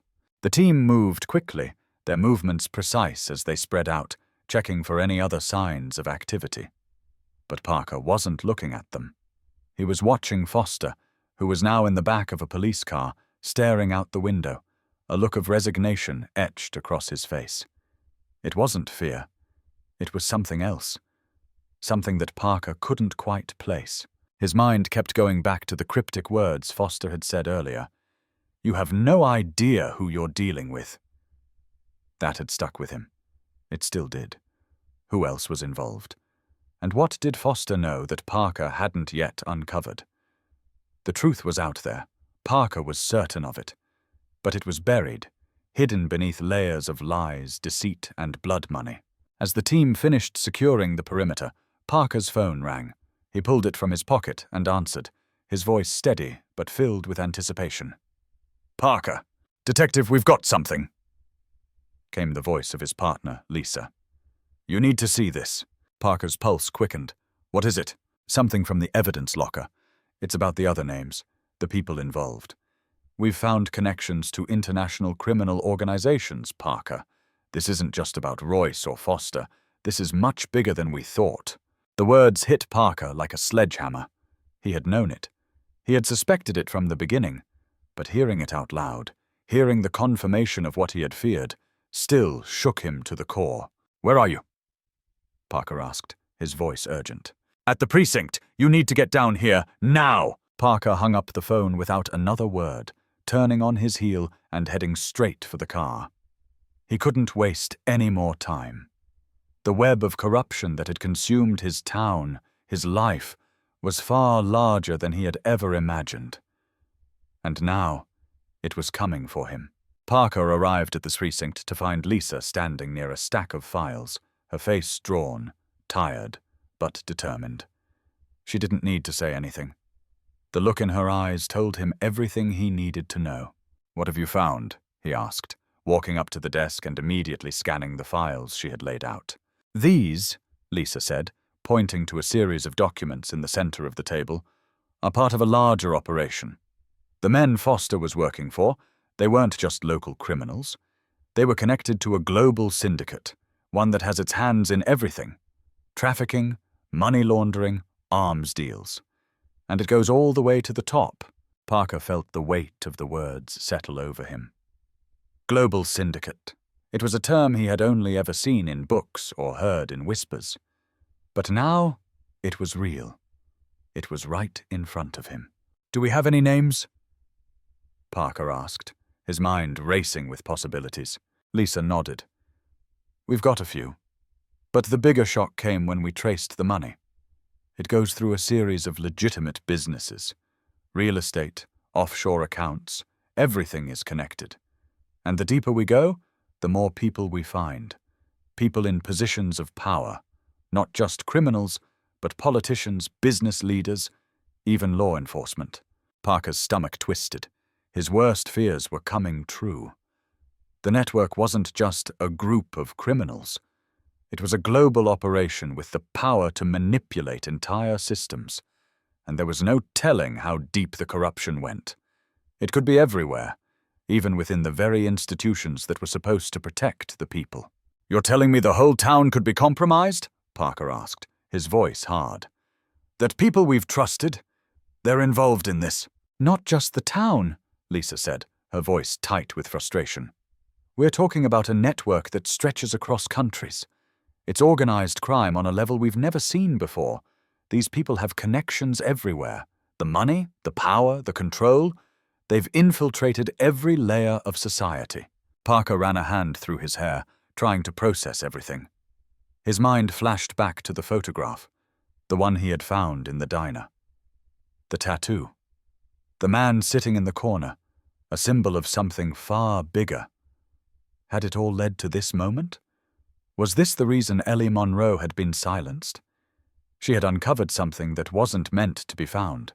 "Do we have any solid evidence?" Parker asked, his eyes scanning the documents on the table. Lisa hesitated for a moment. "We're working on it, but the connections are so tangled that we're still following leads. The problem is the people we're up against are powerful. They'll do anything to cover their tracks, and I don't know how much time we have before they realize we're onto them." Parker looked at the files, his thoughts racing. The trail was there. It was right in front of them. But the danger was immense. If they moved too quickly, they could tip off the wrong people. If they moved too slowly, they would lose their chance at exposing the truth. "Get the team ready," Parker said, his voice steely. "We're not backing down. Not now. Not ever." Lisa nodded, determination in her eyes. "You got it, boss." As Parker left the precinct, his mind was a whirlwind. The clock was ticking. Every second was another moment the network had to cover its tracks. And the people behind it weren't just criminals. They were powerful, ruthless, and they would stop at nothing to protect their empire. Parker knew this fight wasn't over. In fact, it had just begun. And if he was going to expose the truth, he would have to fight harder than ever before. Not just for Ellie Monroe, but for the countless others who had been lost to the shadows. The night stretched on, an endless sea of shadows and unanswered questions. Parker couldn't sleep, couldn't shut off the noise in his head. The more he uncovered, the more tangled the web became. The faces of the people involved, people he had trusted, people he had worked with, were becoming harder to distinguish. The lines between good and bad were blurring, and Parker was no longer sure who to trust. He stood in front of the old building, the one where the records and evidence had been stored for so many years, untouched. This was where it had all started. This was where he had found that first grainy photograph, the one with the tattoo, the clue that had set everything in motion. It had been a long road, and tonight he needed to retrace his steps one last time. The building was quiet, the fluorescent lights buzzing faintly as Parker walked down the sterile hallway.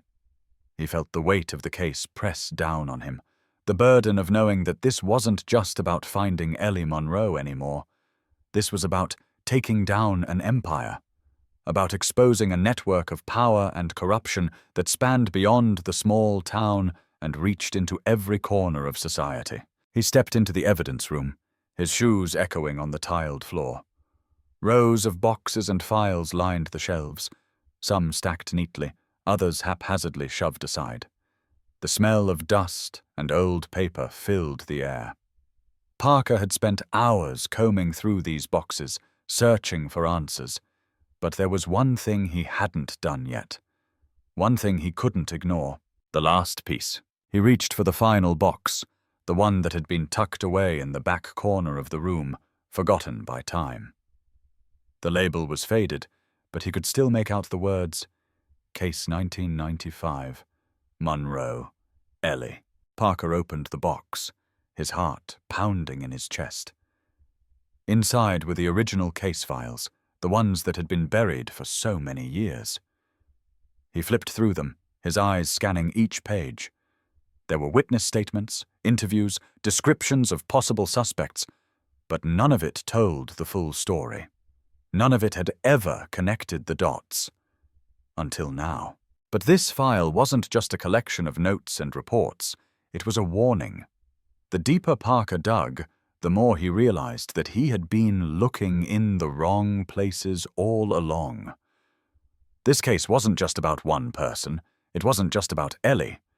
It was about the people who had been pulling the strings from the very beginning, the ones who had kept the town in the dark.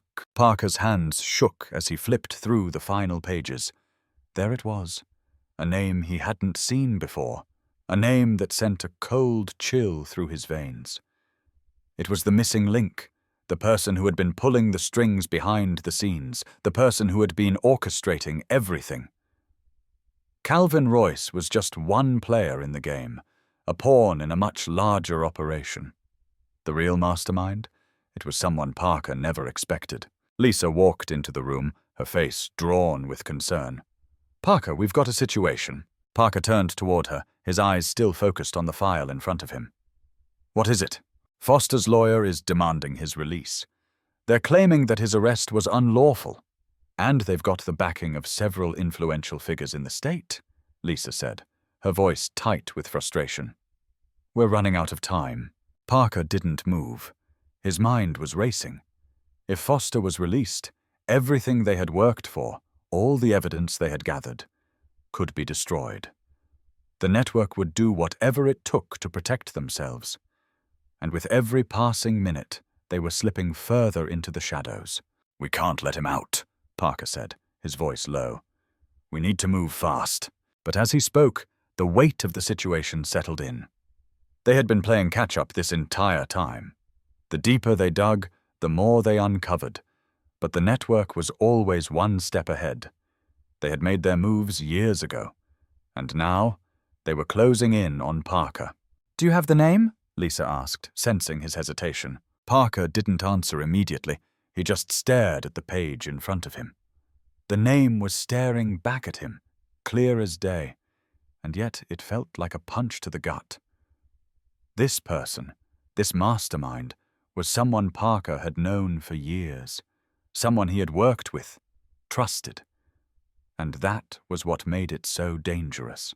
It's someone from inside," Parker finally said, his voice barely above a whisper. "It's someone who's been with us the whole time." Lisa's eyes widened in disbelief. "Who?" Parker's hands gripped the edge of the desk, his fingers tightening as if trying to hold on to something solid. "Chief Mason." Lisa took a step back, as though the words had physically knocked her off balance. "Mason? The chief?"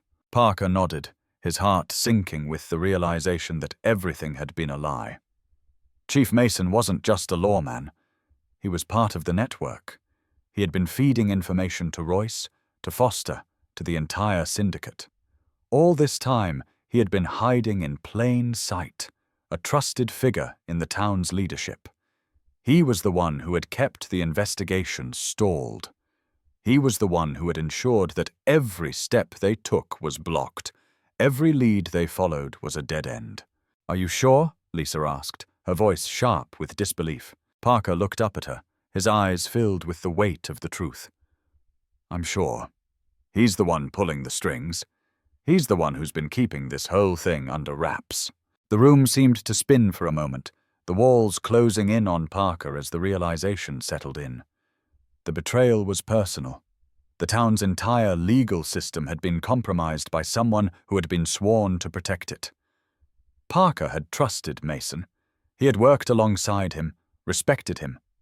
And now, everything Parker had worked for was unraveling in front of him.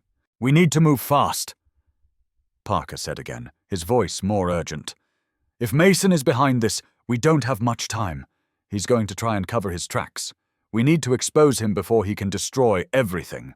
Lisa nodded, her expression hardening. "I'll start gathering the team." But as they moved toward the door, Parker knew that the battle had just become even more dangerous. Mason wasn't just any criminal. He was the heart of the network. And if they didn't act quickly, everything they had uncovered would be buried. Forever. Parker's mind raced as he thought about the next steps. He had exposed Foster. He had uncovered the names. But now, with Mason's betrayal hanging over them, Parker knew the fight was far from over. In fact, it was just beginning. The storm was coming, and Parker could only hope they were ready for it. Parker sat in his car, staring at the darkened building before him. The weight of everything he had uncovered over the past few weeks pressed down on him, heavy and unrelenting. The betrayal from Chief Mason had shattered everything. He had trusted Mason. The man had been a mentor, a guide. Parker had respected him. But now, everything was a lie. And the town, the people who had been counting on him to uncover the truth, were all in danger. The power Mason held over the entire network was something Parker hadn't anticipated. But he couldn't back down now.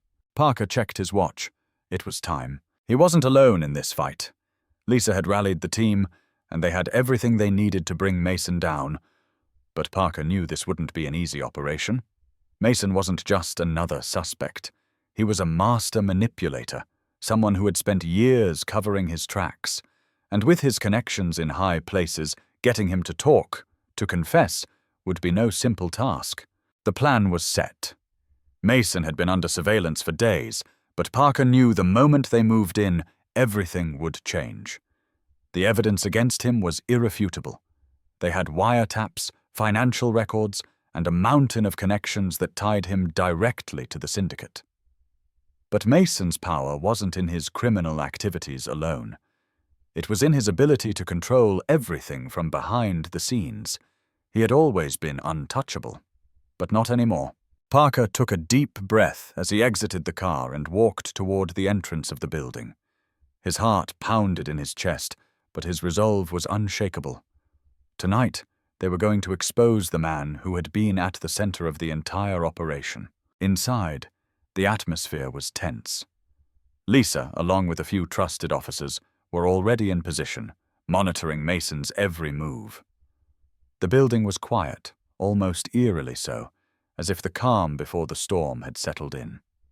They had a small window of time, just long enough to secure Mason and gather the final piece of evidence they needed. Parker moved down the hallway, his hand resting on the gun at his side. He could feel the adrenaline starting to kick in, the familiar rush of anticipation and fear that came with every major bust. The team was ready, but they still didn't know how Mason would react when they confronted him. Would he try to run? Would he resist? Or would he crumble under the weight of his own guilt? They reached Mason's office door. Parker paused for a moment, his eyes narrowing as he surveyed the area. The building was quiet. Too quiet. This wasn't the usual setup for a routine arrest. It felt like the calm before a storm. And just as the thought crossed his mind, Parker heard the faintest sound, a creak from behind the door. He gestured for Lisa and the team to hold their position, his hand moving to the door handle. With one swift motion, he opened it. Inside, Mason was sitting at his desk, a glass of whiskey in his hand, his back to the door. The sight was almost surreal. The man who had orchestrated so much of the chaos, the pain, and the destruction in this town, sitting there, as though nothing had changed. For a moment, there was silence. The room felt frozen in time, each second stretching longer than the last. Then Mason spoke, his voice calm, almost amused. "You really thought you'd get away with it, didn't you, Parker?" he said without turning around. "You think you're some kind of hero, don't you? Just like everyone else who's ever tried to take me down." "You're nothing." Parker's hand tightened on his gun. "This is over, Mason. It ends tonight." Mason finally turned, his smile wide and cold, his eyes betraying a sense of superiority that Parker couldn't shake. "It doesn't end tonight. It ends when I say it does. You think you have me cornered? You don't know who you're dealing with." Parker took a step forward. "I know exactly who you are, Mason, and I know what you've done. You're going down for this." Mason's eyes flickered with something. Perhaps fear, perhaps amusement. But there was no hesitation in his voice. "You really don't get it, do you? I've been running this town for years. I've had my hand in every deal, every transaction, every dirty secret you've tried to uncover. I own everything, including you." Parker shook his head. Not anymore. You've got no more cards to play. We've got the evidence. It's over. For a moment, Mason's confident facade cracked. He stood up, his chair scraping against the floor as he looked at Parker with an expression of raw anger. You think you've won, Parker? You've barely scratched the surface. You have no idea what's really at stake here. You're playing a game that's far bigger than you, bigger than this town. You've no idea who's watching. Before Parker could react, Mason lunged for the drawer in his desk. But Parker was faster. In one fluid motion, he pulled out his gun, aimed it, and held it steady on Mason. The room fell silent, the tension thick in the air. Don't do it, Mason. Parker warned. You're done. Mason stopped, his hand still hovering over the drawer, but he didn't move. He stood there, staring at Parker, as if weighing his next move. The arrogance had vanished, replaced by a flicker of uncertainty. He knew the game was over. His empire was crumbling, piece by piece. I should have known, Mason said bitterly, lowering his hand. You were always a problem, a pain in my side. But you'll never truly understand, Parker.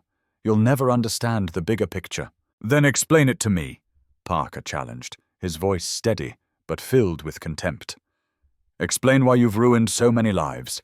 Explain why you killed Ellie Monroe. Tell me how you could look her in the eye and pull the trigger. Mason's lips twitched into a smile, but it wasn't a smile of victory. It was a smile of defeat. Ellie, she was a loose end. She had to go. She was digging too deep. You think she was the only one? You're naive, Parker. The people I've been working with have far more power than you could ever imagine. Parker stepped forward again, his voice cold. Not anymore. You're finished. All your connections, all your power. It means nothing now. Mason's smile faded. He seemed to collapse in on himself, the weight of his crimes finally crashing down on him. You have no idea what you've just uncovered, he said quietly. But it's too late. They'll come for you. They'll come for all of us. Parker knew it wasn't over. Not yet. But it was close. The people Mason was talking about, they were the ones Parker had yet to find, the ones who had been hiding in the shadows, pulling the strings. But now, with Mason in custody, they had a chance. They had a window of time to take down the rest of the network before it could bury the truth. Get him out of here, Parker ordered, motioning to the officers behind him. We're not done yet, but this is a step in the right direction. As Mason was led away in cuffs, Parker watched him go, his mind already racing with the next steps.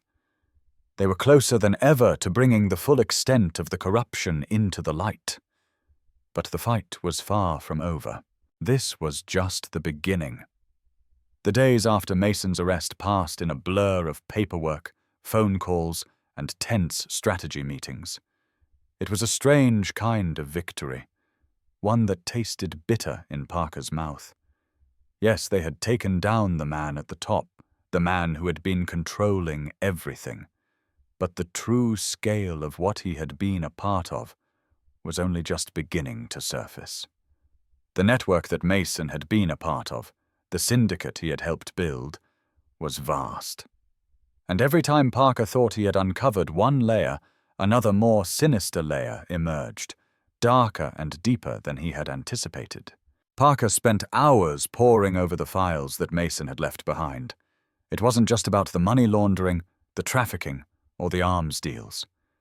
It was the other names. The people Mason had worked with, the people whose hands were just as dirty as his. Names that belonged to the city's most powerful figures, from politicians to business moguls to high-ranking law enforcement officers. Every corner of the city seemed to have been infiltrated by these shadows, this unseen force that had manipulated everything for years. The more he read, the angrier he became. These weren't just criminal enterprises. This was a system, a machine that had kept the truth buried, had kept people like Ellie Monroe and so many others in the dark, left to disappear without so much as a whisper. Parker couldn't help but think of the countless victims who had never gotten justice, the ones whose lives had been destroyed by this network. And now that the walls were finally coming down, Parker couldn't ignore the faces of those victims. He couldn't let their deaths be forgotten. As he sat at his desk, going through the files, his mind constantly returning to one question. How much deeper did this go? How many more people were involved? And how long had they been pulling the strings, hiding in plain sight? Parker's phone rang, snapping him out of his thoughts. He answered quickly, his heart racing with anticipation. It was Lisa. "Parker, we've got a lead," she said, her voice tight with urgency. "It's big. I think we've finally got the connection we've been looking for." Parker's pulse quickened. "What is it?" "It's about the international connections. We've traced some of the funds through the offshore accounts Mason had. And guess what? It leads back to someone we didn't expect. Someone inside the government." Parker's heart skipped a beat. "A government official?" "Yeah," Lisa replied. "And not just any official. This person is high up, someone with access to everything. We've got financial records, emails, and phone calls that point directly to them. It's like everything we've been working on has finally come together." Parker stood up, his mind racing. "Who is it?" Lisa hesitated for a moment before speaking. "It's Senator Richard Holt." Parker felt the ground shift beneath him. Senator Holt? He had been one of the most influential figures in the state, a well-respected man with a spotless public image. He had built his career on promises of reform and transparency, but now, here he was, tangled in the very criminal network Parker had been chasing. "This is huge," Parker muttered, pacing around the room as the weight of the discovery sank in. "Holt has been a puppet master all along. He's been part of the syndicate." "We think so," Lisa said. "We're still tracing the full extent of his involvement, but the evidence is mounting. His name is all over the financial records, and there are encrypted communications between him and several of Mason's contacts. He's been using his position to cover up the network's activities. The worst part is, he's been using his political power to protect them." Parker's mind raced. He had seen corruption in his line of work, but this was different. A senator, a man in power, had been orchestrating the very system that had terrorized his town, his community for years. The system that had kept Ellie Monroe's death a mystery, that had kept countless others in the dark. And now, they were on the verge of exposing it all. But Holt was powerful. His connections ran deep, and Parker knew that bringing him down wouldn't be easy. They had to move carefully, strategically. The man had his hands in every major deal in the state, and he wasn't going to go down without a fight. Parker sat back down at his desk, rubbing his eyes as he tried to steady his thoughts. "We need to move fast," he said, his voice resolute. "If Holt is behind this, he's not going to just sit back and let us expose him. We have to act before he can cover his tracks." "I agree," Lisa replied. "I'm getting a team together. We'll need all hands on deck for this one. We can't let Holt get away. He's too powerful, but we have to be careful. He has connections everywhere. If we're not careful, we could end up walking straight into another trap." Parker nodded. "Get the team ready. We don't have time to waste." As the call ended, Parker's mind raced with thoughts of the next steps. They were closing in on the final pieces of the puzzle, but Holt's involvement added a new layer of danger. The people behind this network had been hiding for years, and now that they were being exposed, they would stop at nothing to protect their empire. Holt was just one part of the system. There were others, people Parker hadn't even begun to suspect. As he stood up, preparing to meet with Lisa and the team, Parker felt the weight of the investigation settle on his shoulders. He had come so far, uncovered so much, but there was still so much left to do. Holt had to be stopped. But how far did the corruption go? How many more people were involved? And how many more innocent lives had been lost in the process? The storm was coming, and Parker had no intention of backing down now. The clock was ticking. Every second felt like an eternity. Parker sat at his desk, his mind consumed by the latest revelation. Senator Richard Holt. The man who had spent years preaching transparency, fighting for justice, had been at the heart of the corruption that had plagued their town. The same man who had used his position to shield a network of crime that spanned not just the state, but the world.